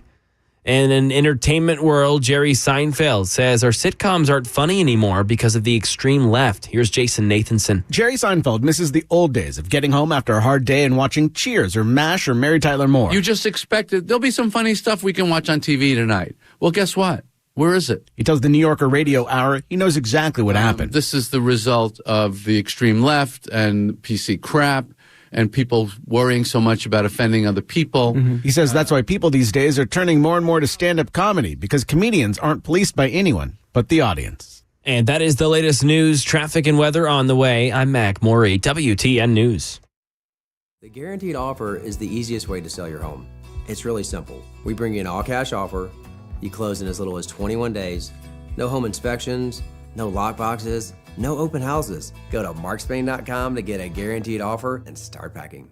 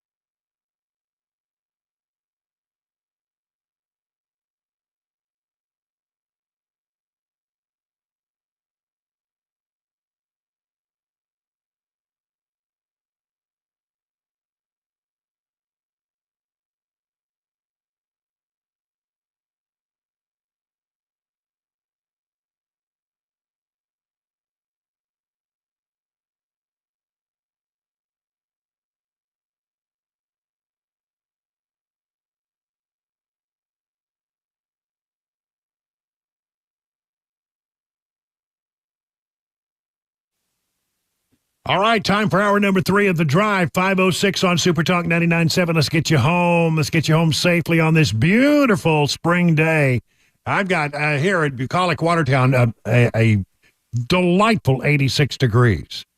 And I hope that you're going to get home in time to enjoy what should be a really lovely evening. I think it's going to be nice to have dinner on the deck, dinner on the back porch. That'd be nice. Or as we call it, the cabana. It's where the cabana wife likes to hang out. And I think we're going to have to do that. I think we're going to have to do that tonight. But we got a lot of stuff to cover between now and then. As you know, there have been protests at many colleges around the country. It's really reprehensible what has happened.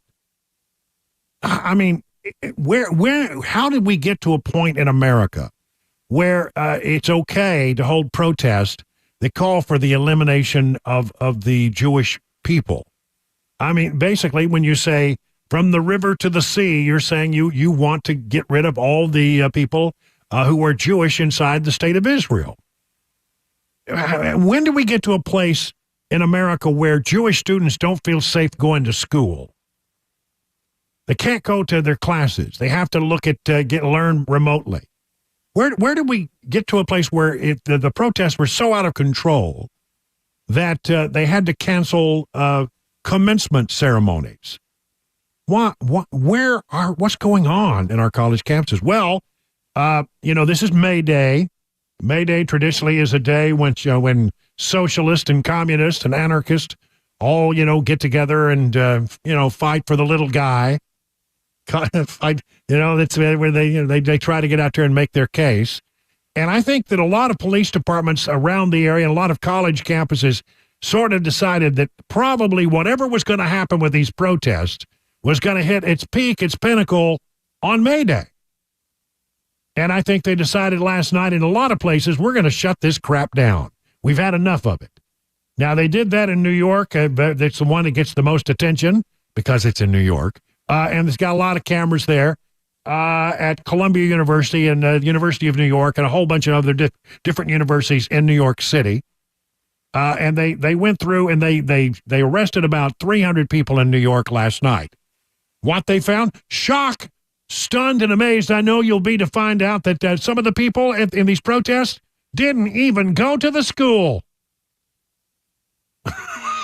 Of course we knew that there were professional agitators in the bunch. Maybe more agitators than there were actually students. I mean, after all, if you're a student and you want to get your diploma eventually, mom and dad are paying for it. And so, what you're hoping for is that you can get that diploma. You're not going to get expelled from school. You're not going to face expulsion. So there may have been some students in there, but I mean, the vast majority of this became other people who were not related to the university. We know this now. We suspected it. We believed it to be true. It's hard to know because they run around with their faces covered, so you don't know who they are. But after they made the arrest last night in New York City, Mayor Eric Adams said, look, there were professional agitators among them. One of the individuals' husband was arrested for and convicted for terrorism. On a federal level, once we were able to identify some of the other people, I knew that there was no way I was going to allow those children to be exploited the way they were being exploited. And many people thought that this was just a natural evolution of a protest. It was not. No. These were professionals that were here. And I just want to send a clear message out that there are people who are harmful and are trying to radicalize our children. And we cannot ignore this, that these outside influences, I don't know if they're international. I think we need to look into that as well. But there's an attempt to radicalize young people in this country. There is an attempt to radicalize young people in this country. Well, yes, there is. And I think we all know who's behind it, but I think there's going to be some congressional investigations that will get at the heart of this. I hope they do. Let's find out who's behind this stuff. And by the way, there's supposed to be a protest today here in Nashville over at Centennial Park, 5:30. Now, the good people over at Channel 4 just put up a shot a moment ago It looks like maybe so far, I would say, which you saw the picture, Chris, maybe, I don't know, 8, 10 people? That's all I could see, yeah, in that shot. Yeah. So it doesn't seem to be all that. But, these things have a way of coming together. But if it's supposed to be a big deal at 5:30, maybe we'll have dodged that bullet, and maybe it won't be all that big. Maybe it'll just be a handful of people. I hope so. But be apprised that something is supposed to happen over there at about 5:30, which is about, 17, 18 minutes from now. Again, the pictures didn't seem to be all that.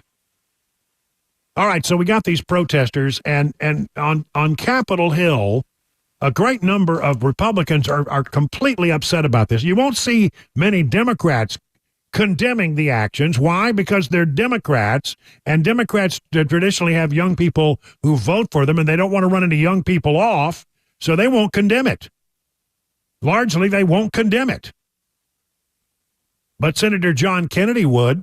He was on Fox and Friends this morning. It should not go unnoticed that President Biden has the ability to stop all of this on a dime. All he's got to do is call the college presidents and say, look, if you don't get control of your campuses, I'm going to withhold your federal money. Now, the president hasn't done that. The moral of the story is you're never too old to suck. The reason he hasn't done that is because of politics. CNN just came out with a poll.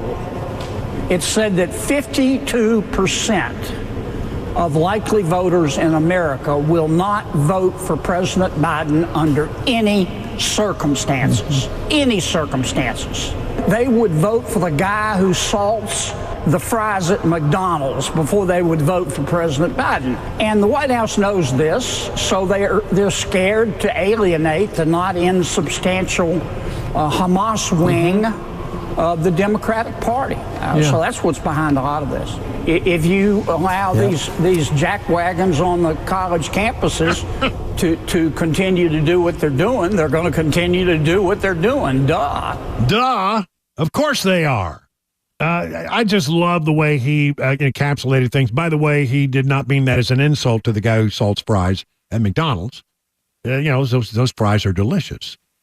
And if I had a choice of voting for the guy who salts the fries at McDonald's versus Joe Biden, if that were my choice, I'd elect that guy who salts the fries every time. All right. So the White House has been weird about this. Now, there have been statements that have been put out. Pieces of paper, we condemn it.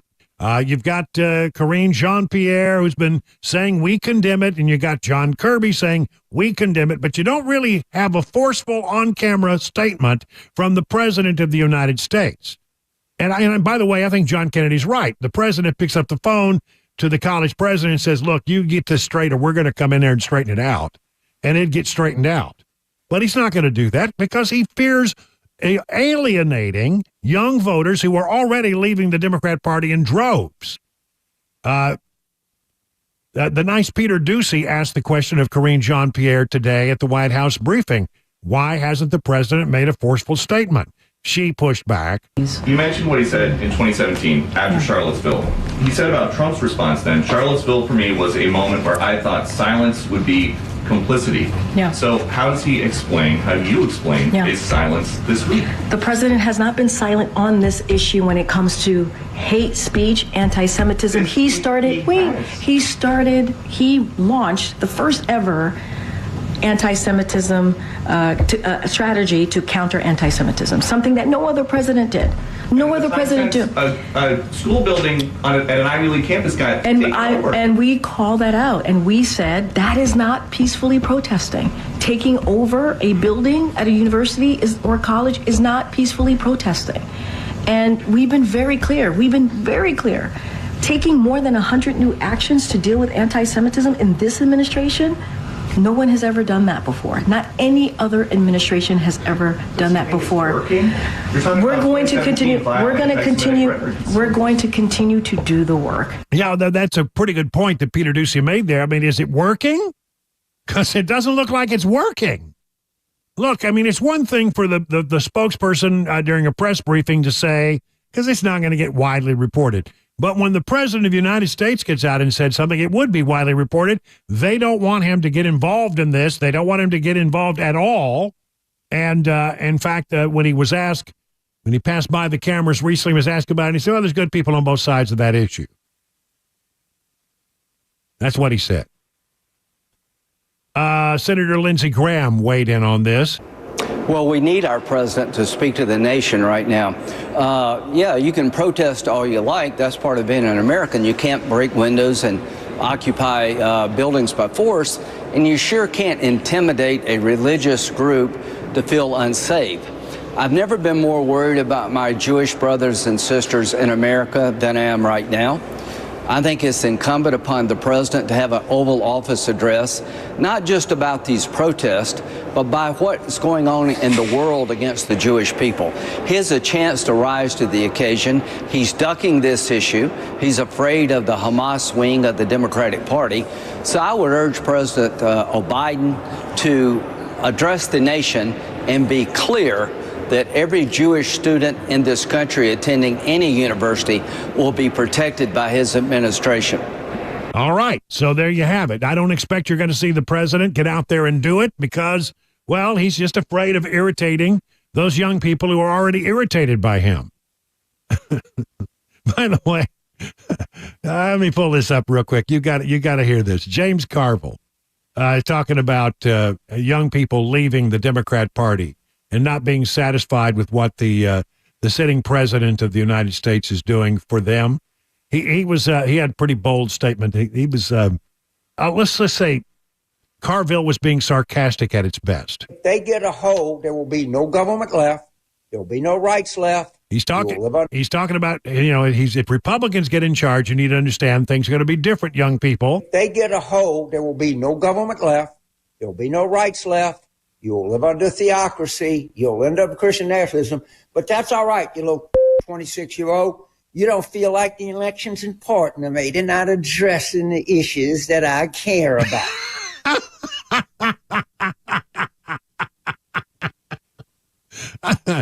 Oh, he was on a tear.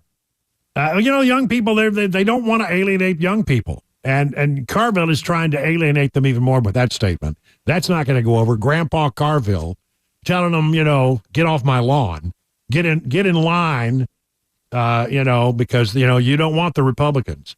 Well, it's all going to work out, I think. But one way or the other, the thing that I'm noticing today is, yes, a lot of the big protests have been shut down. University of Texas and a bunch of other universities have cracked down. University of Wisconsin, they've cracked down in a big way in New York City, of course, which got a lot of coverage. But you got to understand that as soon as they shut down one, another one bloops up over here. Sort of like, Jell-O in a balloon. You squeeze on one end and it bloops out over here somewhere else, So we're not done with this. But I do believe that they did a great job in New York City. And I love it at UNC, North Carolina, the campus. The president of the university came out and took down the Palestinian flag and put up the American flag again. So, the statements are being made in that regard. It is a small group of students and a larger group of agitators, and I think we need to recognize that. And I credit, though I rarely would do this, I credit Eric Adams, the mayor of New York, for calling it out and explaining exactly what was going on these college campuses. 20 minutes past the hour of 5 o'clock.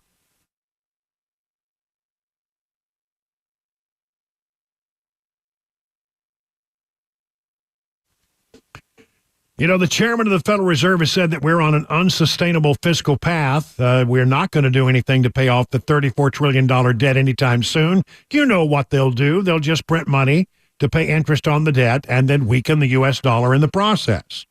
Maybe you've thought about adding gold or other precious metals to your portfolio. It can be a safe haven in uncertain economic times. And my friends at Nashville Gold & Coin are standing by to answer all your questions about the precious metals market. The truth is, I wanted to do this, but I didn't feel like I had the knowledge to make a smart decision. But I got the professional guidance I needed at Nashville Gold & Coin. This is the way it works. You make an appointment. You sit down one-on-one with the friends at Nashville Golden Coin. They'll answer all your questions and help you make the precious metal investment that is right for you. It is friendly. You will learn a ton, and you will never be subjected to a high-pressure sales pitch.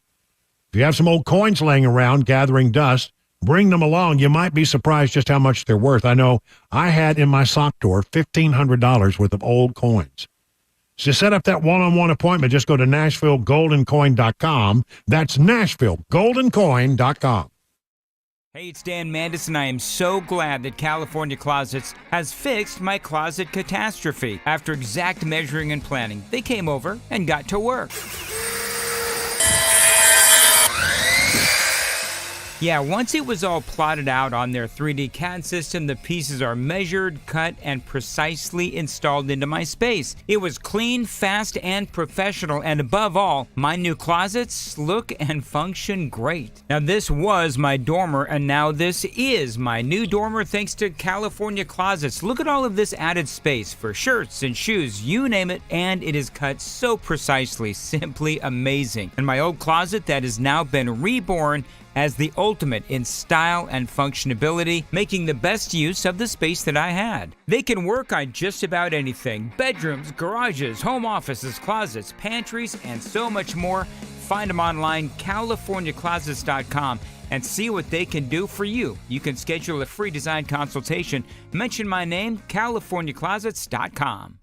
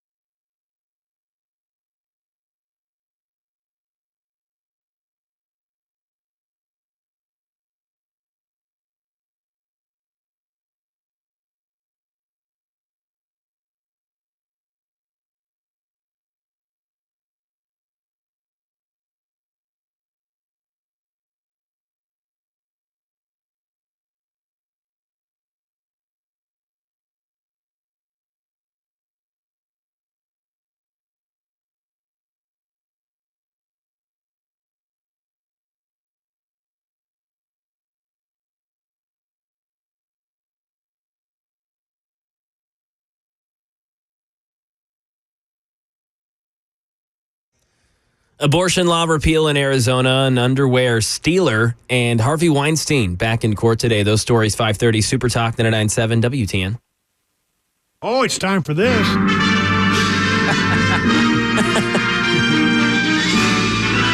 Spanning the globe to bring you the constant variety of sport, the thrill of victory, and the agony of defeat. It's time for Mac Morey's wide, wild, wacky, weird world of sports. And now, here without further ado, the man who brings you all the news you need to know about sports, the one, the only, Mac Morey, ladies and gentlemen. Oh, yeah. And we're still talking playoff hockey. That's right. We could have all been over last night. Thankfully, it's not. It ain't. But it's not. Ain't nobody singing. Yeah, there were no handshakes last night after Game 5. We knew, after Game 5, down 3-1 were the Predators against the Canucks, and we didn't know exactly what was going to happen. We played the Catfish song. We were hopeful that we would live to see another day, and they are coming back to Bridgestone, where they are so far 0-2 in this playoffs. They've got to get I almost think they should stay out in Vancouver. They tend to win there. Yeah.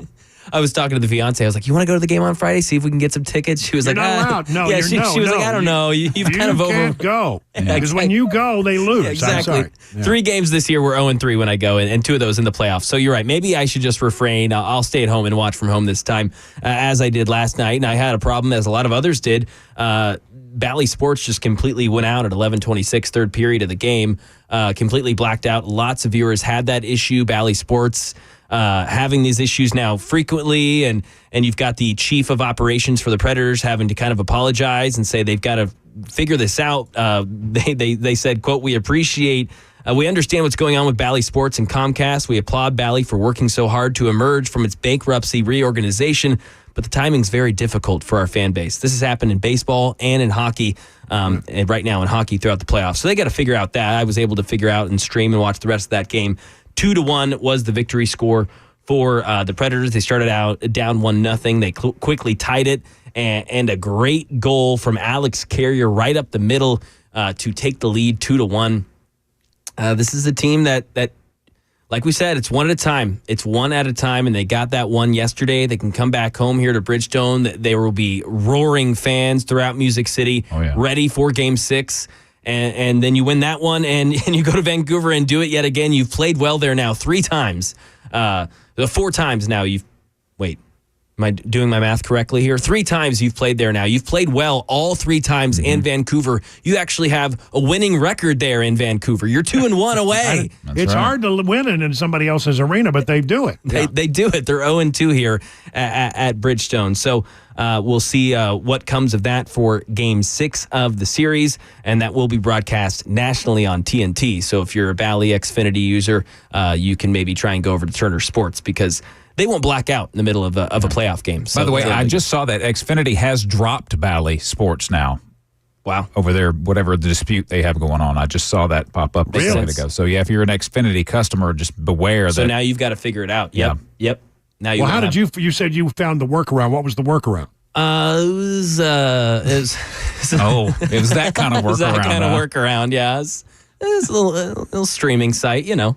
You figure it out. Dodgy, okay. Yeah, maybe not something I would broadcast, but yeah. Got to do what you got to do, right? It worked for me, exactly. I needed to watch the game.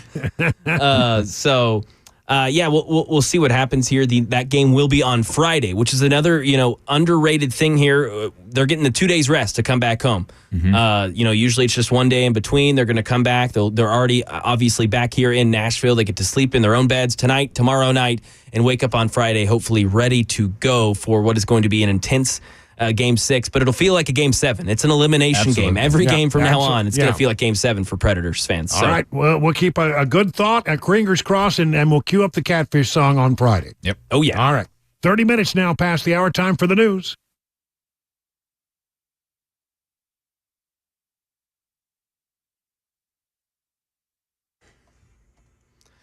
.5:30, I'm Mac Morey with your top stories. 86 degrees, sunny in Music City. Got a traffic report, weather forecast, 5 minutes. Arizona State Senate has passed the Arizona House bill repealing the 1864 law that banned abortion. The Arizona House voted 32-28 to repeal the 1864 law last week, with 3 Republicans joining Democrats. Meanwhile, Arizona for Abortion Access organizers continue to gather signatures for a ballot initiative that would protect abortion up to the point of fetal viability. Brittany Shepard with how the measure came to pass. 2 Republicans joined Democrats to repeal the state's pre-Civil War near-total abortion ban. 3 weeks after the state Supreme Court upheld the law and just 1 week after the House passed the repeal bill. Opposing Republicans could try to delay sending the bill to Governor Katie Hobbs. However, the law dictates legislation must be sent to the governor promptly and without further delay. Back here in Music City right now, Metro Police investigating after a woman claims she caught a neighbor holding her underwear after a burglary at the Noah Landings Apartments. This is on Murfreesboro Pike. Channel 4 says the woman told officers as she returned to her apartment, the man was leaving, holding her underwear. Police arrested 22-year-old Wilmer Lopez. He remains in custody on a U.S. Immigration and Customs Enforcement hold. And disgraced movie mogul Harvey Weinstein was in court for the first time since New York's High Court overturned his rape conviction. Brian Clark with details. Judge Curtis Farber will preside over Harvey Weinstein's retrial, which he said will happen sometime after Labor Day. After Wednesday's preliminary hearing, Weinstein attorney Arthur Aidala said there's relief for a new trial. And we're very confident that if it goes to trial, the only words we'll hear at the end of the trial are not guilty. One of the women who accused Weinstein of sexual assault is prepared to testify again. And Weinstein's 16-year sentence in California for a rape conviction still stands. And I'm seeing here on Channel 4 just a quick traffic update. I-40 East shut down for miles due to an overturned tanker. This is from mile marker 126 to mile marker 143 near the Tennessee River. So around 20 miles there completely shut down. Again, that's I-40 East, mile marker 126 to 143. That is the latest news, weather, traffic on the way. I'm Mac Morey, WTN News. Hey, what's up, guys? This is Matt Murphy for Members Nutrition. I want to tell you about the Members Nutrition difference, and I want to encourage you to go over to the Members Nutrition website. Number one, they believe at Members Nutrition that they can sell vitamins and supplements at a lower cost point, and they're doing it every single day at membersnutrition.com. Number two, they want to make these products right here in the United States of America, not from some overseas company, and they do that every single day. I encourage you to go to membersnutrition.com. You'll get 50% off your purchase price at checkout. You don't have to put in any codes. Just go to membersnutrition.com. Once again, membersnutrition.com.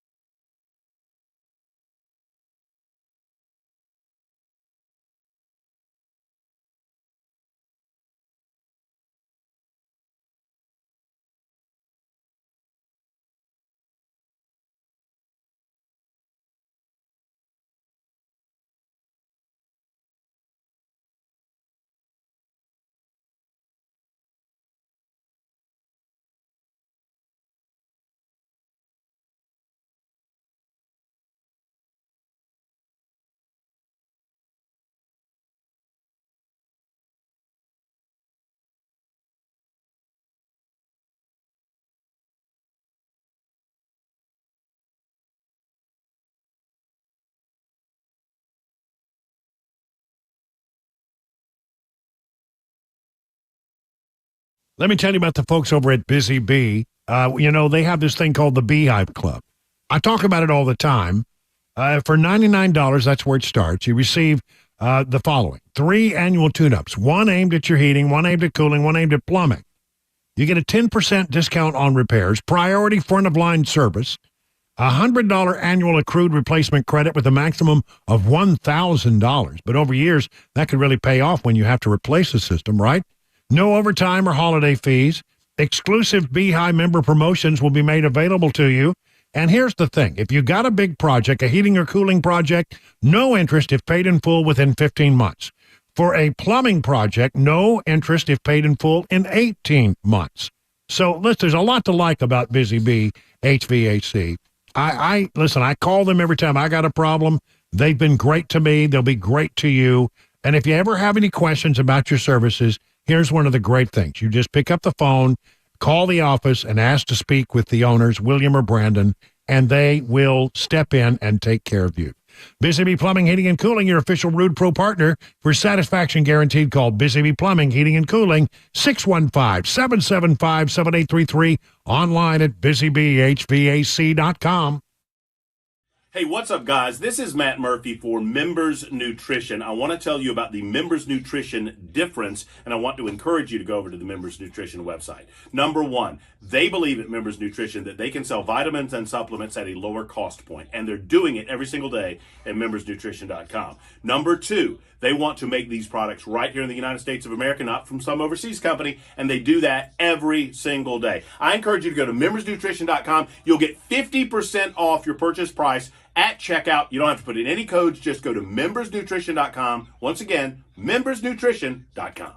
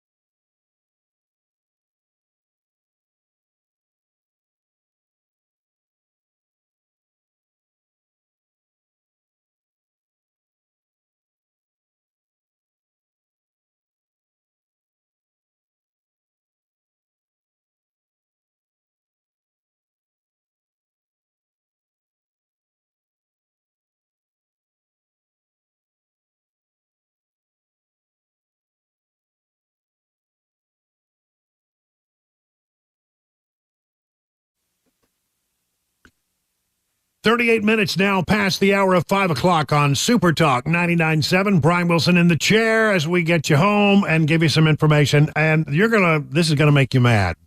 This next story is just it's going to hack you off. It hacks me off. This is a story in thefederalist.com. You can find the link to this in our 2024 tab at URFARB.com. That's URFARB.com. Find the link to URFARB at 997WTN.com. Over the past 3 years, the corporate press and the numerous officials in the Biden White House have asserted there is no evidence of widespread voter fraud during the 2020 presidential election. Some has even gone so far as to call it the most secure election in nation's history. But I want to tell you about a poll conducted by Rasmussen Reports that not only calls into question that often repeated claim, it shows the opposite could have been true. According to its findings, voter fraud, especially fraud related to mail-in ballots, may have been common in the 2020 election. This conclusion isn't based on questionable allegations, but on the responses that voters gave to a number of poll questions. Are you ready? The Heartland Institute Rasmussen survey, conducted November 30th to December 6th last year, asked likely voters who cast ballots in 2020 questions about fraudulent activities without telling them that such actions were a form of voter fraud. They just asked a couple of innocuous questions. The results were stunning. 1 in 5 people who voted by mail admitted to engaging in at least one kind of potential voter fraud, seriously calling into question the security of widespread mail-in balloting. One question, here it is. During the 2020 election, did you cast a mail-in ballot in a state where you were no longer a permanent resident? People move around a lot. Did you cast a ballot in a state where you no longer live? That is always constitute fraud. 17% of those surveyed said yes. 17%. Another question. If a friend or family member filled out a respondent's ballot in part or in full on behalf of the respondent, which is illegal in some states, did that happen? 19% of mail-in voters who responded to the survey said, yes, we did that. Even more remarkably, 21% of respondents admitted to filing out a ballot for someone they know, such as a spouse or a child. And 17% confessed to signing a ballot or ballot envelope on behalf of a friend or family member with or without his or her permission. Both potential forms of illegal voting. Taken together, these results strongly indicate fraud and illegal voting heavily affected mail-in balloting in the 2020 election. Even if a fraction of the people who admitted wrongdoing here are actually guilty, that would still equal the electoral margin for 2020. And it's an incredible important finding since that contest involved more mail-in ballots than any other election in U.S. history. Election officials report that of 159 million ballots cast in 2020, more than 68 million were submitted by mail. That's about 43%. So when you take 1/5 of that number, that's 20% of that number. It's really quite something. Really quite something. How much potential fraud there is. As troubling as those findings are, additional questions by the Heartland Institute Rasmussen survey suggest voter fraud and illegal may have been even worse than the 1 in 5 figure suggests. For instance, 8% of all respondents, not just those who voted by mail, said they were offered pay or reward in return for voting. Who's paying you? What's your reward? You're not supposed to be paid to cast a ballot in a certain way. Equally disturbing, 10% of voters said a friend, family member, or coworker or other acquaintance admitted to them that he or she cast a mail-in ballot in 2020 in a state other than his or her state or permanent residence. 11% said that a friendly family member, coworker, or other acquaintance admitted to filling out someone else's ballot. This seems to suggest that a lot more fraud occurred in mail-in balloting than anybody has been able to determine. Now again, we've talked about this time and time again. When you get a mail-in ballot and they come in, they're supposed to verify the signature. In some states. But once you take that ballot away from the envelope that has the signature, then there is no way then to trace that ballot back to whoever cast it. Makes it incredibly difficult to try to track down fraud. Now, is there fraud? I think, yes, there is fraud. Can you prove there is fraud? It's hard to prove. This survey sort of gets at something that, that we all suspect, that there are people who use the mail-in balloting system and cheat. And maybe 1 in 5 votes was a cheat. That's not a secure and balanced and fair election if people are cheating 20% of the time. So, again, the mail-in balloting, you've got to have, I think you've got to, if you're going to do a mail-in balloting, you have to prove who you are, it seems to me. If you're going to get the mail-in balloting, there's got to be some way to prove that you are who you say you are. I'm telling you, there have been efforts to sort of crack down on this since the last election. And a lot of states, Republicans have been able to push through reforms. But mail-in balloting is still going to be a big thing in this 2024 election. The problem is, if you think there was fraud, can you prove it in the short period of time between the time the votes come in and the time the votes have to be certified? That's really, once they're certified, it's sort of hard to claw it back. It's impossible to claw it back. So you got to prove it very quickly, and it's almost impossible to do that kind of investigation, that kind of forensic examination of the vote tallies in the time that you have. It's not a very long period of time. We're going to put 100,000 people, the Republicans are, 100,000 people at polling places, and they're going to do what they can to make sure that it's fair. But the mail-in balloting are not something that the polling people can watch. I hope that we can get at this. It's a difficult thing. I'm beginning to think that we've got to really crack down on the way people get mail-in ballots, and you have to prove who you say you are. Cases of lawfare against Trump not helping Biden. From Breitbart.com, all of this lawfare stuff that's going on, former President Donald Trump is not being hurt by it, according to a survey from Harvard-Harris. In the event Trump is convicted of mishandling documents or on RICO charges, the hypothetical Biden team election is a dead heat, the survey found. If Trump's convicted jury of crimes related to his handling of classified presidential documents, voters are split 50-50, Trump and Biden. There is a consistent 50-50 split for independents as well. So the basic takeaway from this story is that if the attempt was to really diminish the chances of Donald Trump by throwing a lot of lawsuits at them, it doesn't seem as if it's having a tremendous impact at all.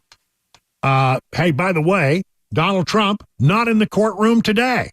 He's out on the campaign trail. He's been in Wisconsin, a big battleground state. He needs to win there. He's now in Michigan at this moment.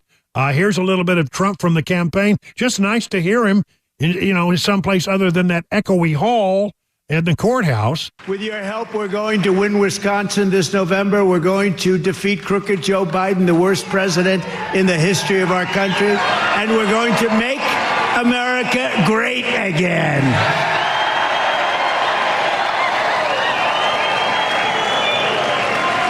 And it ain't so great right now.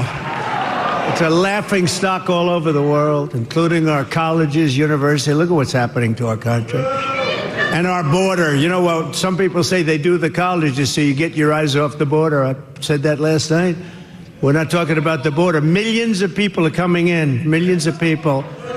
And we had it. We had the safest border in history. Now we have the worst border in the history of the world. But they're not talking about that now. They're talking about colleges and universities, people that have gone astray. Last week, we saw numbers showing clearly that the economy is crashing, with the GOP growth plunging by more than 50% just in this quarter alone. Think of that. We're plunging.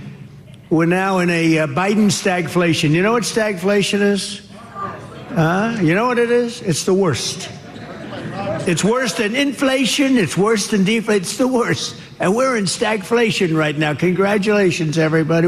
Well, isn't it great to hear someone as a politician who doesn't need a teleprompter to talk to the people, who can carry out a speech, speak in complete sentences, doesn't stumble on the way to the stage, doesn't seem to be lost when the thing is over.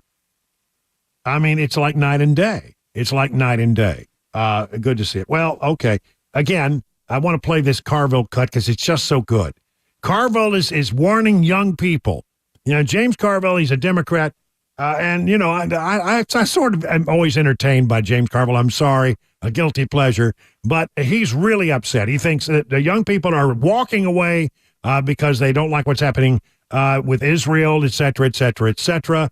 And he's warning them. He says, now, look, you young people, you don't want Republicans. Well, I would say he's wrong. But, of course, you know, he's making the case that you need to come back to the Democrat Party. And they're really worried because so many people are leaving. Young people are leaving the Democrat Party and say that under no circumstance could they vote for Joe Biden.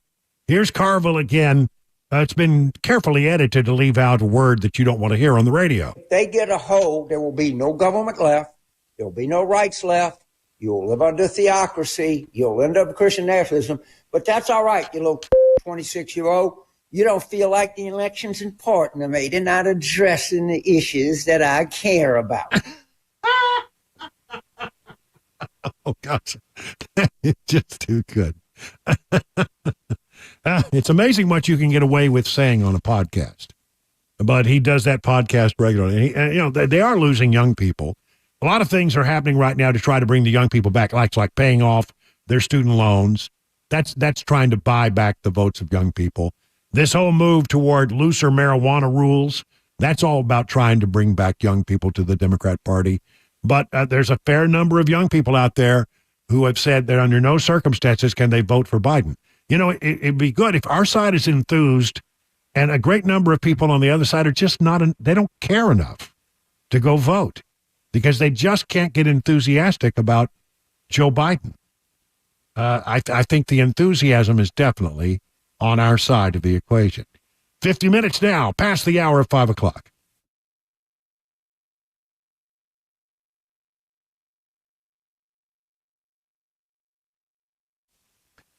You know, there's no magic thing, no pills or spinal creams that can magically open up your spinal disc and take the pressure off your nerves if you're suffering from back pain.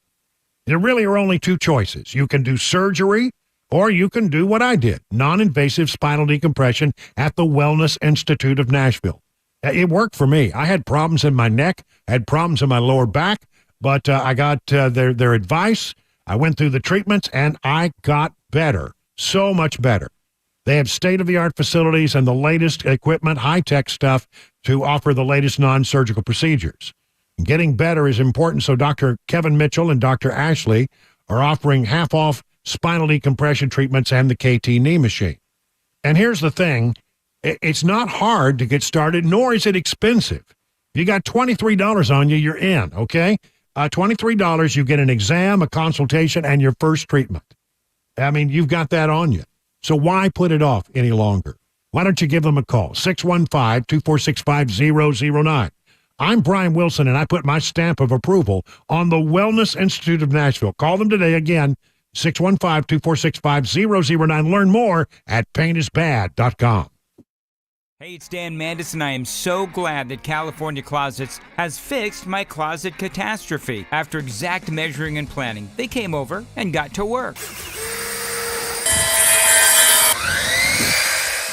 Yeah, once it was all plotted out on their 3D CAD system, the pieces are measured, cut, and precisely installed into my space. It was clean, fast, and professional, and above all, my new closets look and function great. Now, this was my dormer, and now this is my new dormer thanks to California Closets. Look at all of this added space for shirts and shoes, you name it, and it is cut so precisely, simply amazing. And my old closet that has now been reborn as the ultimate in style and functionability, making the best use of the space that I had. They can work on just about anything: bedrooms, garages, home offices, closets, pantries, and so much more. find them online, CaliforniaClosets.com, and see what they can do for you. You can schedule a free design consultation. Mention my name, CaliforniaClosets.com.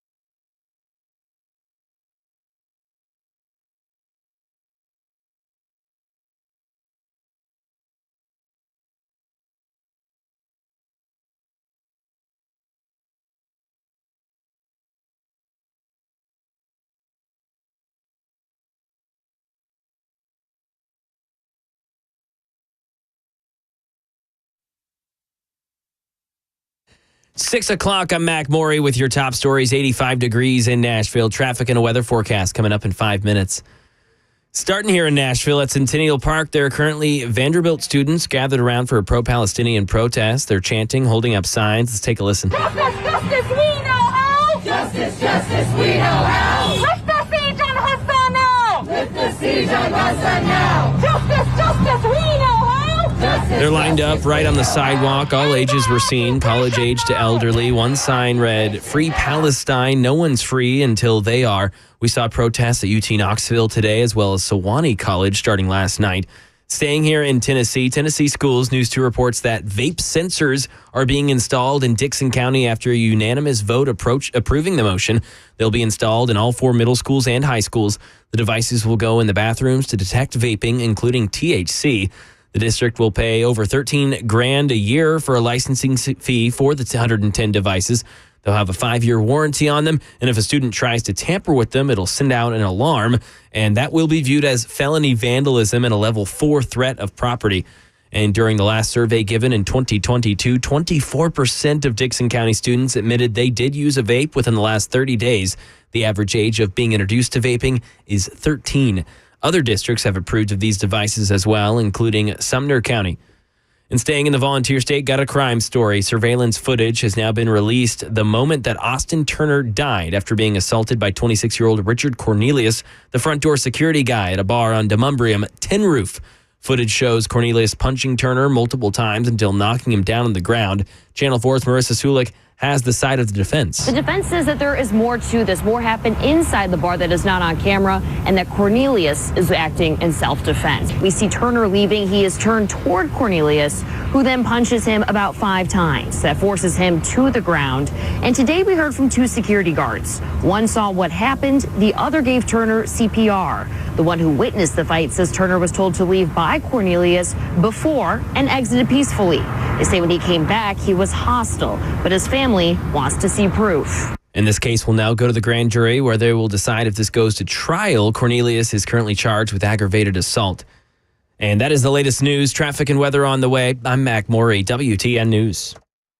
Hey, what's up, guys? This is Matt Murphy for Members Nutrition. I want to tell you about the Members Nutrition difference, and I want to encourage you to go over to the Members Nutrition website. Number one, they believe at Members Nutrition that they can sell vitamins and supplements at a lower cost point, and they're doing it every single day at membersnutrition.com. Number two, they want to make these products right here in the United States of America, not from some overseas company, and they do that every single day. I encourage you to go to membersnutrition.com. You'll get 50% off your purchase price at checkout. You don't have to put in any codes. Just go to membersnutrition.com. Once again, membersnutrition.com.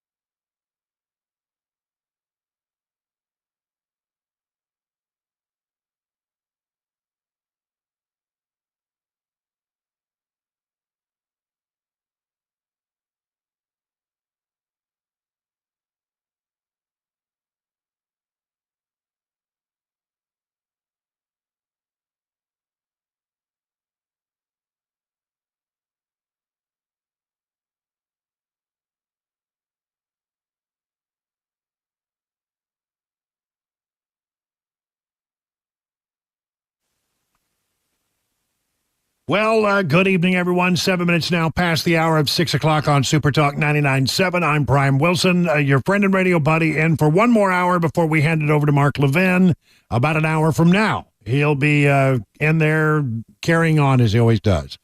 Before we get too far into the show, I wanted to bring Mac Morey back in from the newsroom because, Mac, you had a little what we call a natural SOT, a natural sound on, well, it's no longer tape. It's all digital. But you had the sound from the protest where it sounded like that they were being very loud and boisterous. I have not been able to see the pictures. So you obviously, when you got the sound, you saw the pictures. How big is the crowd? So watching the live stream right now again, looks like it's grown a little bit. It's on either side of the street there by Centennial Park. They're next to that FedEx over there on this main street on either side, and they're chanting across to each other, not combating chants. It's the same group of protesters, multiple Palestinian flags seen, lots of cardboard signs, many college-aged looking kids, and then many elderly and even some younger age-looking people a part of this protest. And I could join, let's join in right here real quick.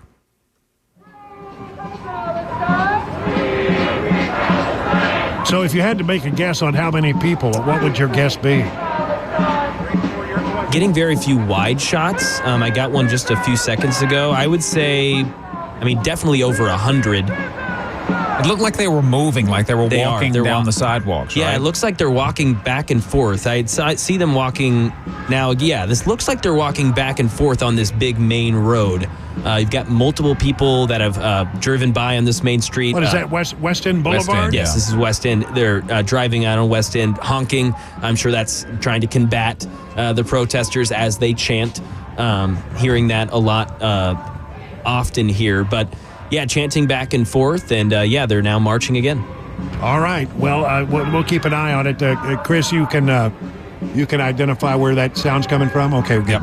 We'll keep an ear. We'll keep an ear on it for you. And they are now crossing the street. There we go.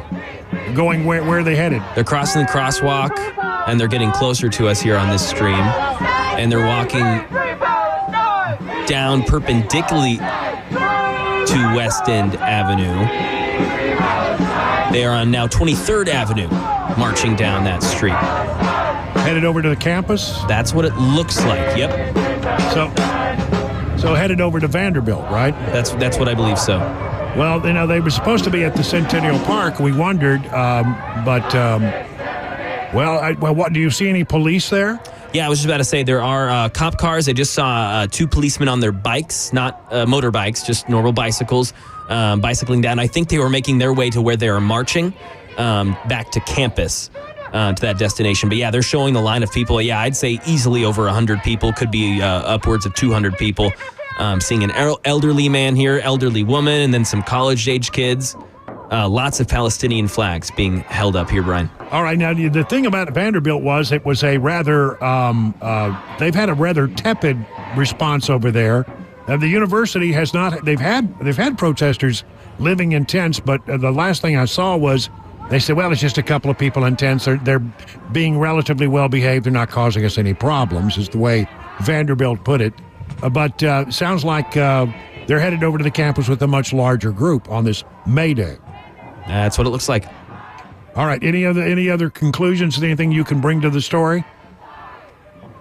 It doesn't look violent, but it does look like there are more people than maybe we had assumed or at 5 o'clock before. it was like there were like 10 people. It looked like maybe 15, 20 people. Exactly. Yeah. All right. Well, thank you very much for that analysis. Thank you very much. We'll keep an ear on it, but be aware that in the area of, I guess now you would say, Vanderbilt University, you have a group of 100 or 200 protesters who are out there, making a bunch of ruckus. So there you have it, your May Day protest. May Day, historically, it's a communist holiday. It's a socialist, communist, and anarchist. Always use this day as sort of a day to launch protests. And I think that's one of the reasons why the police in places like New York City and other college campuses around the country decided that they would take action last night. I think they wanted to cut the thing off at the knees before you got to May Day, figuring that May Day would be sort of the pinnacle of whatever protest they were doing. I don't know how long you can steep. I mean, a lot of college campuses are already, doing their ceremonies, their graduation ceremonies, and are going out for the summer. But how long will these things continue? That's why I thought maybe May 1st they would sort of look at that as well. Whatever we're doing, let's have it all peak on May 1st, which is May Day. And I think the police acted properly in getting these things shut down. But I was just looking at a map on the Wall Street Journal. There are protests being reported on, I'd say, roughly 75 campuses around the country. 75 campuses. I mean, all over place. I mean, they had one in Lubbock, Texas. I mean, I can't imagine that being much, but apparently there was one at Texas Tech University. That blows my mind. But again, what's happening is if you shut one down, it ends up going to another campus somewhere. And, and then they have to shut that one down and they go someplace else. And it's all being funded. There have been a lot of reports that the money for this, a lot of it is coming from Soros organizations. And I think you can track it. And I think some of that is true. I don't know where else it's coming from, but it looks like Congress is going to get into this and look at it in a bigger way and try to figure out exactly where the funding is coming from. I want to repeat one more time this soundbite from Mayor Eric Adams. It was really quite something. Let me pull this up here. Where is the good mayor? Here it is, Mayor Adams. This is what he had to say about this. There's a raid they did last night because when they got all these people arrested, surprise, surprise, surprise, they weren't all students. One of the individuals' husband was arrested for and convicted for terrorism. On a federal level, once we were able to identify some of the other people, I knew that there was no way I was going to allow those children to be exploited the way they were being exploited. And many people thought that this was just a natural evolution of a protest. It was not. No. These were professionals that were here. And I just want to send a clear message out that there are people who are harmful and are trying to radicalize our children. And we cannot ignore this, that these outside influences, I don't know if they're international. I think we need to look into that as well. But there's an attempt to radicalize young people in this country. This guy is about as left as they get, this mayor in New York. He's very much a lefty. But they decided, that this was getting out of control. When you start breaking windows and entering buildings and occupying a campus building, that's breaking and entering. And a lot of people got arrested, charged with burglary. This is a serious crime. I'm glad they finally got their act together, finally went in and did something about it. And it's no shock, it's no surprise that a great number of the people who were involved in these protests were not students at Columbia University. I have a suspicion that we're going to get to the bottom of this. We're going to find out exactly where it's coming from, and it's going to be pretty predictable. Pretty predictable. Glad that that's getting control. We'll keep an eye on this protest. Chris, you've got the feed coming in now so that we can check in now and then? Okay. I'm going to move on with some other stories here for the next few minutes. There was a big deal today. The Federal Reserve Chair, Jerome Powell, confirmed that the central bank is pushing back its plan for rate cuts as inflation plateaus are well above the bank's target. Inflation is sticky. The economy is still hot. And although that sounds good, it's not good if you're trying to reduce inflation and then so that you can then eventually lower interest rates. They've been trying to get this soft landing. And remember, I told you a long time ago that soft landings, I hear all the time, there's going to be a soft landing. We're going to try to engineer a soft landing.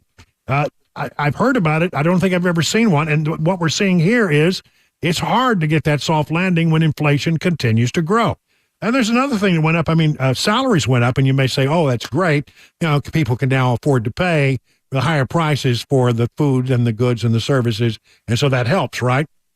Salaries are going up in some places, But really, that only feeds to the inflation. You get into a wage inflation spiral where, okay, to keep people, you got to pay them more, but then you have to pass the higher cost of your labor on to the customer, and so they end up paying more, and that's inflation. Wage inflation spiral, and that's where we are right now, it would seem. And so Powell says, don't expect any interest rate cuts anytime soon. Most people are now saying, reading the tea leaves of the Fed is an interesting choice of careers, but a lot of people do it. And the real experts on this say it looks like they're talking about maybe one cut at the end of the year after the elections. So that doesn't help Joe Biden at all. He really wanted to get the interest rates down before the election. It's just not going to happen. Everything is still, the inflation is very sticky, and the economy still appears to be somewhat superheated. All right, let's see. The other thing to watch from Capitol Hill is this. Marjorie Taylor Greene has said that she will pull the trigger on the motion to vacate for the Speaker of the House, Mike Johnson, next week, putting a notice on the legislation that required GOP leaders to bring it to the floor within 2 legislative days. Now, I don't like this idea, quite frankly. I know a lot of people like Marjorie Taylor Greene. They like her because she's feisty. She's like Trump. But Trump has put his arm around the Speaker of the House and said, I like this guy, and I can work with this guy. And he says, look, there's only so much you can do when you're the Speaker of the House and you got a 1-vote majority, and the Democrats control both the White House and the Senate. You can't push through the things that you want to push through. I think a lot of people said that he should have held on longer, and I regret that they aren't able to get any money through that would solve the border problem. You know, they felt like that there were enough Republicans and enough Democrats in both the House and the Senate who wanted to send money to Ukraine. You may disagree with it, but the votes were there for it. And they felt like it was important, and that, there was a time element there to help Ukraine before the Russians took things too far and it was too late. So I felt like they felt like there was a lot of time pressure. Now, you may disagree. I'm just telling you what was going on. And so they felt like we got to do it. But if you had tied to it border, you got to give us money for border, and tied it in a way which would actually stop the flow of immigrants, not just, throw more money at the problem, just get more people down there to process paperwork, to get real solutions. It would have never gone through the Senate. It would have never been signed into law by the president. So, given the fact that there were a great number of Republicans and a great number of Democrats in both the House and Senate that wanted to do something on Ukraine, he put it up as a clear and free vote. So you got to vote on Israel, then you got to vote on Ukraine, then you got to vote on Taiwan, and then you voted on TikTok. All of those were independent votes, and a lot of people are quite frankly pissed off about it. But Marjorie Taylor Greene can kick out the Speaker of the House. She's got 3 people on her side. 3. The vote's going to be taken, and you're going to be 3, maybe 4, I doubt it, but probably 3 Republicans who vote to vacate the chair. Democrats have said, we don't have time for this mess. We're not going to do anything. We'll send a few votes your way to keep the Speaker in his chair. The Democrats are going to protect the Speaker. Well, okay, Marjorie Taylor Greene says that proves our point. The Democrats like this guy, and that's not a good solution. So she's going to put everybody on the record. Do you support the Speaker or do you not? I don't think she's going to have but about 3 votes, but when you have a 1-vote margin in the House, 2 or 3 votes would do it if there weren't Democrats who crossed over to protect the Speaker. I think it weakens the Speaker, but I look at this point, just get through the session. There's not much that's going to happen between now and the end of the year because everything is so political. All of the spending bills have been passed. The things that come up now are all going to be gotcha votes anyway. So just, we're trying to put people on the record about this or that. I disagree with Marjorie Taylor Greene. I think this is destructive. It hurts our brand. The last thing we want to go through is another one of these things where we can't decide who the Speaker of the House is, and we have a non-functioning House of Representatives. I think that hurts Republicans in an election year. And even though I think she's irritated, I'm just done with her. I'm done with Marjorie Taylor Greene. And remember, Trump is now supporting, and not Marjorie Taylor Greene in this matter, but Speaker Mike Johnson. 22 past the hour now at 6 o'clock. Hey, what's up, guys? This is Matt Murphy for Members Nutrition. I want to tell you about the Members Nutrition difference, and I want to encourage you to go over to the Members Nutrition website. Number one, they believe at Members Nutrition that they can sell vitamins and supplements at a lower cost point, and they're doing it every single day at membersnutrition.com. Number two, they want to make these products right here in the United States of America, not from some overseas company, and they do that every single day. I encourage you to go to membersnutrition.com. You'll get 50% off your purchase price at checkout. You don't have to put in any codes. Just go to membersnutrition.com. Once again, membersnutrition.com.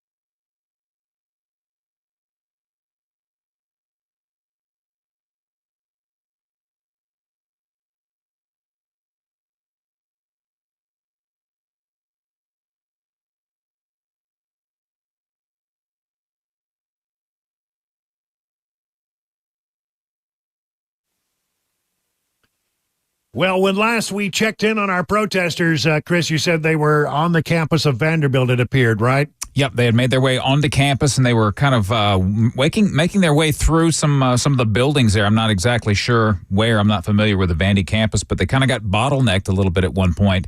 It looked to me like the shots that I saw, maybe there were 200 to 300 people, and it was very diverse crowd, a lot of college-age students, but also some more older adults were mixed in there as well, and some families, some younger families.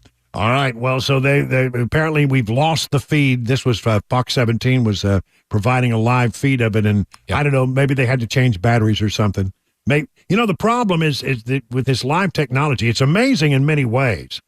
You can used to be when I was doing TV, you had to have a microwave truck or a satellite truck, and you could only go as far as that truck cable would allow you to go. I remember covering the Oklahoma City bombing, and when I arrived on the scene, I was late getting there because I was coming out of Washington D.C. I got there about 2:00, 3:00. There were like 75 satellite trucks in the parking lot. That's what used to happen at these events. Nowadays, they do a lot of these live shots with a little backpack that has cell phone cards in them. Yeah, and they put like 4 of these cards in a machine, and the video is disassembled, sent across 4 different cell phone calls, reassembled when it gets back to the station, and it probably takes about 2 seconds for that whole process to take place. But the problem is that when everybody's using your cell phone, you're fighting for bandwidth. That's true, yeah. And you can't you can lose the signal.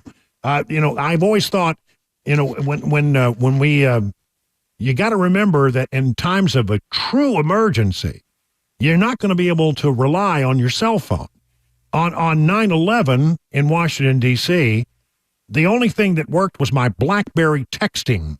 The rest of it, none of it worked. You couldn't get a phone call in or out because everybody was on their cell phone at the same time.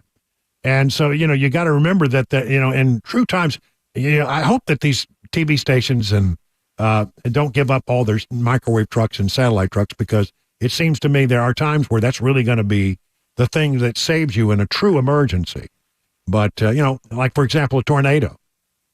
You go into an area where there's a tornado, the cell towers are going to be damaged. That's a good point. So, you really got to have that technology. And apparently it's getting very, very good. We talked to Pete Hegseth the other day about his home studio here in Sumner County. He's got a studio in his house, and it's all done remotely on the internet. And, you can't tell. Honestly, I think you would be surprised if you knew how many times Brett Baer was doing the special report from his home.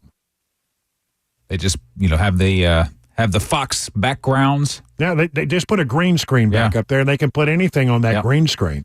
And so I think you'd be shocked to know how many times people that you see on Fox and some of the other places, they're not in the studio.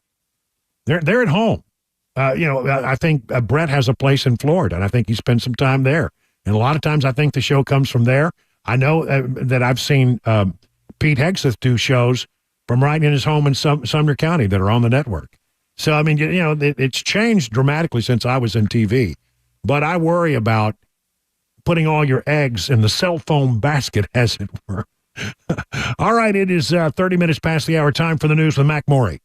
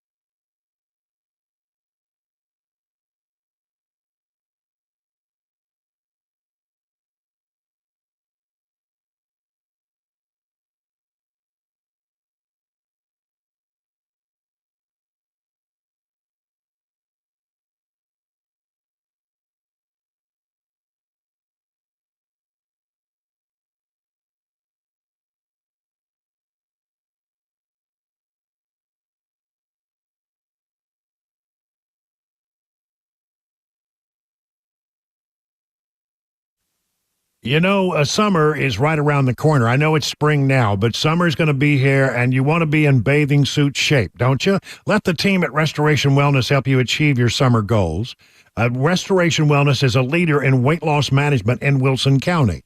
And you know, because summer's right around the corner, you want to be ready. Call the Restoration Wellness team today at 615-470-8124 or visit them at their website, restorationwellnessmedspa.com, to book a consult today. Now, my friends Jamie and Carly will take good care of you like you're one of their own.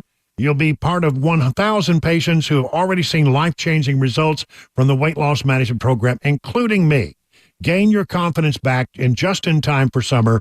Weight loss can increase your energy levels, improve your quality of sleep, and enhance your overall health. And these treatments will not be a one-size-fits-all treatment. They will customize the treatment plan for you. They consider your unique needs, your lifestyle, your goals. So whether your goal is to lose stubborn body fat or improve your overall health, Restoration Wellness has a solution for you, because they have, and you can learn about the newest technology in weight loss management by going to their website, restorationwellnessmedspa.com. Hey, what's up, guys? This is Matt Murphy for Members Nutrition. I want to tell you about the Members Nutrition difference, and I want to encourage you to go over to the Members Nutrition website. Number one, they believe at Members Nutrition that they can sell vitamins and supplements at a lower cost point, and they're doing it every single day at membersnutrition.com. Number two, they want to make these products right here in the United States of America, not from some overseas company, and they do that every single day. I encourage you to go to membersnutrition.com. You'll get 50% off your purchase price at checkout. You don't have to put in any codes. Just go to membersnutrition.com. Once again, membersnutrition.com.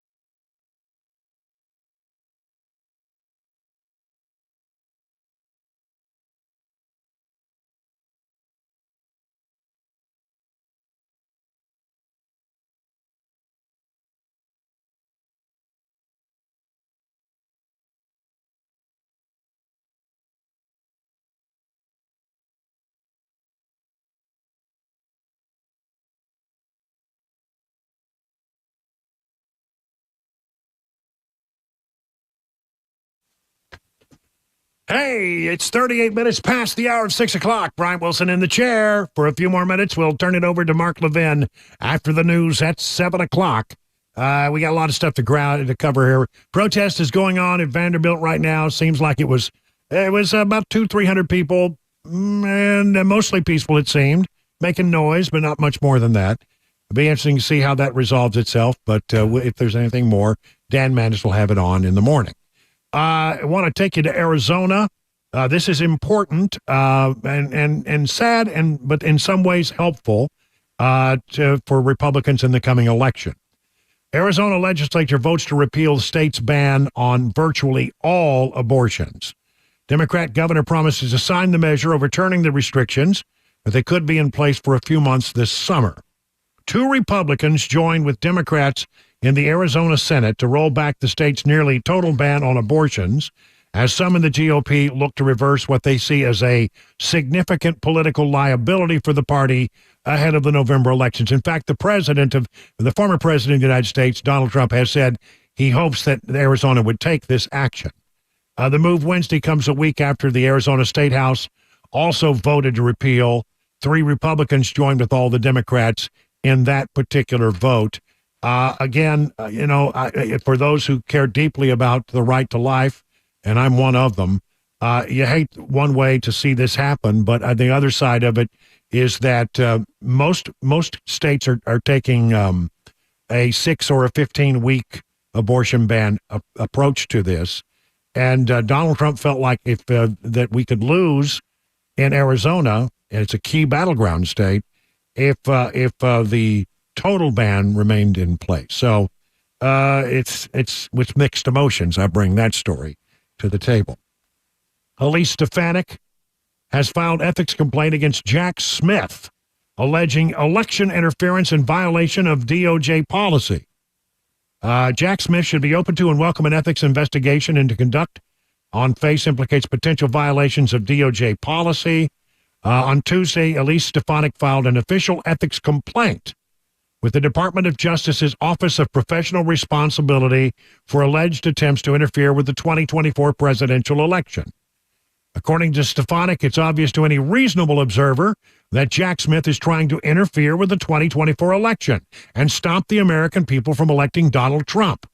At every turn, he has sought to accelerate his legal prosecution of President Trump for the clear, if unstated, purpose of trying to get him convicted before the November election.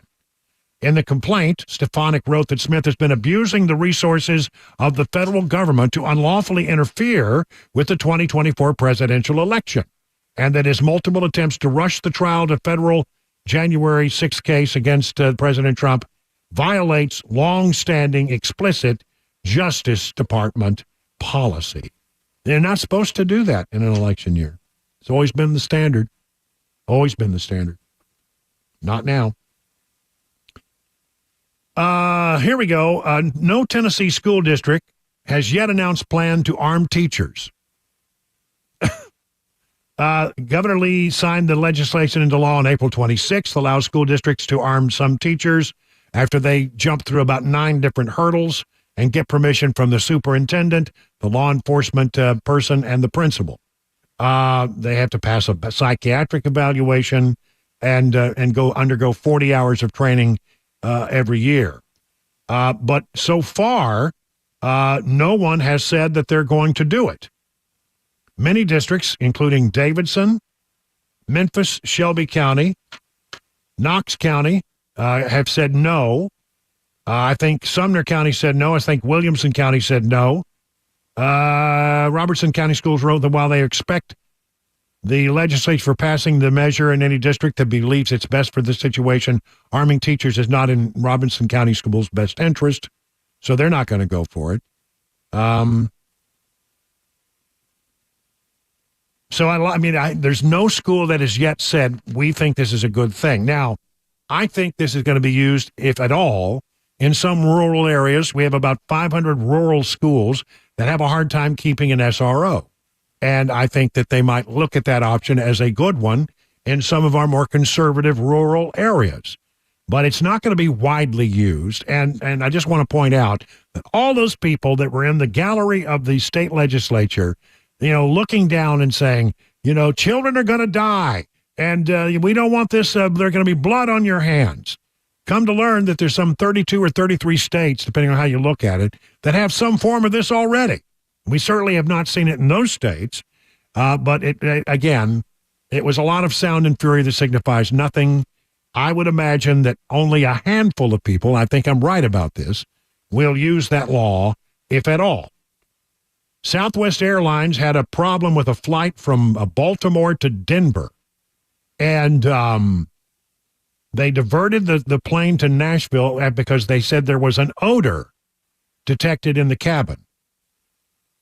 Passengers landed here at BNA, were directed onto a different aircraft, and it continued on to Denver.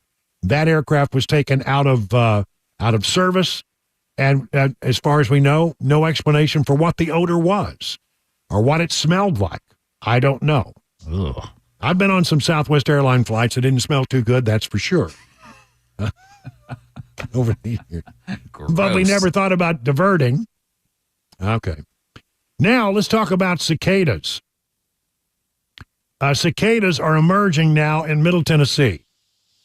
It's been 13 years since they came out. They're back. They'll come out of the ground, crawl up onto an object, usually where they can find a secure place to emerge from the last nymphal exoskeletons. And then they'll begin to harden their wings and spread those wings. Then they will fly to tree canopies usually. And then the males will begin to stridulate. What? Stridulate. I happen to, I for some reason, I know that that's what they call it. The stridulatory organ is a file and scraper system similar to that found in crickets and katydids and grasshoppers. But they're loud.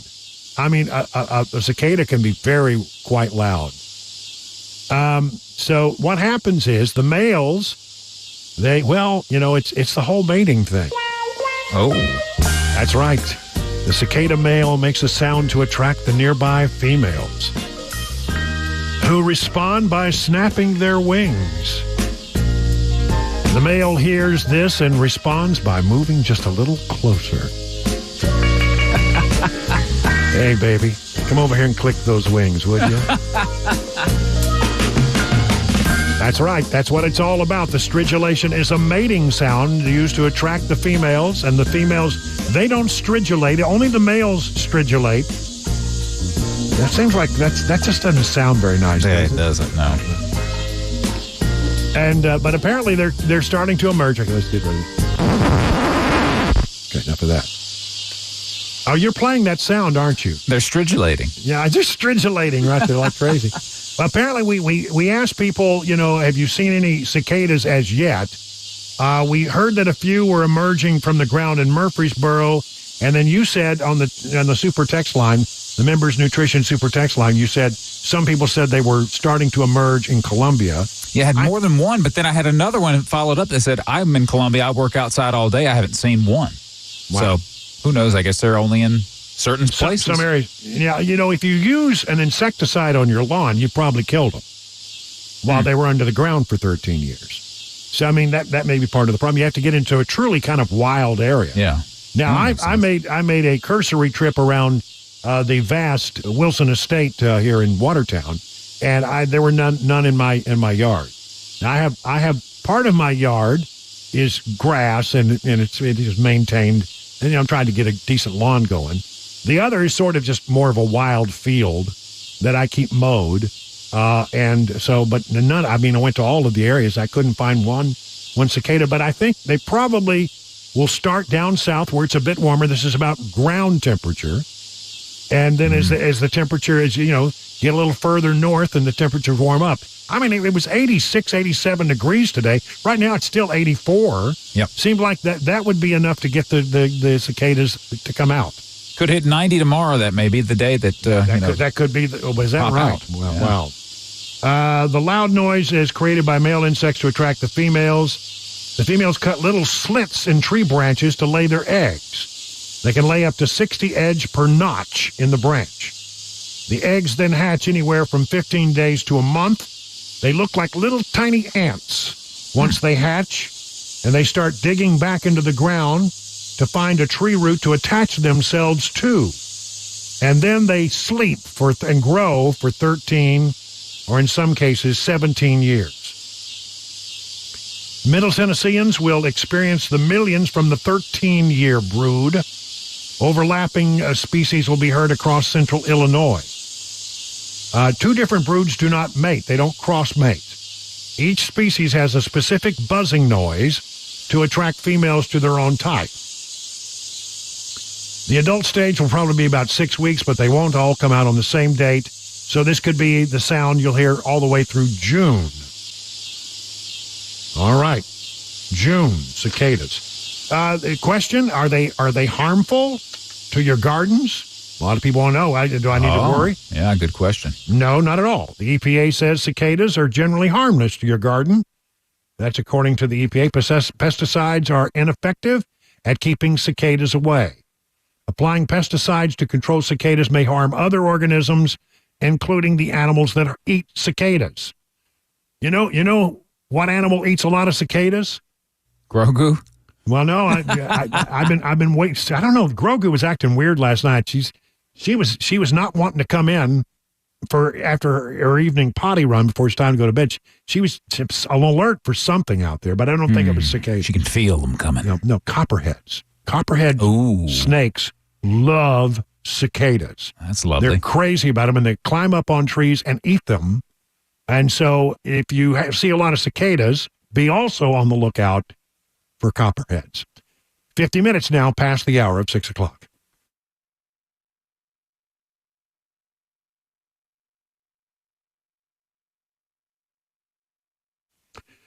Spring season upon us. Now's the time to start thinking about your outdoor lawn equipment. TT McCall's will help you out with their Spring Cub Cadet Mower Sale now through the 4th of May.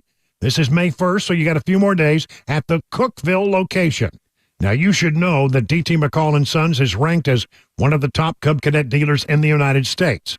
And you can find Cub Cadet riding mowers that have somewhere between 42 or even 72-inch decks if you have a large area, or you can get a Cub Cadet walk-behind mower for the smaller lots. I have a zero-turn Cub Cadet. I got it a couple of years ago. I love the thing. I'm crazy about it. It's my favorite thing to do is to mow my yard. And when you purchase a Cub Cadet mower from DT McCall's, you get access to their in-house service department.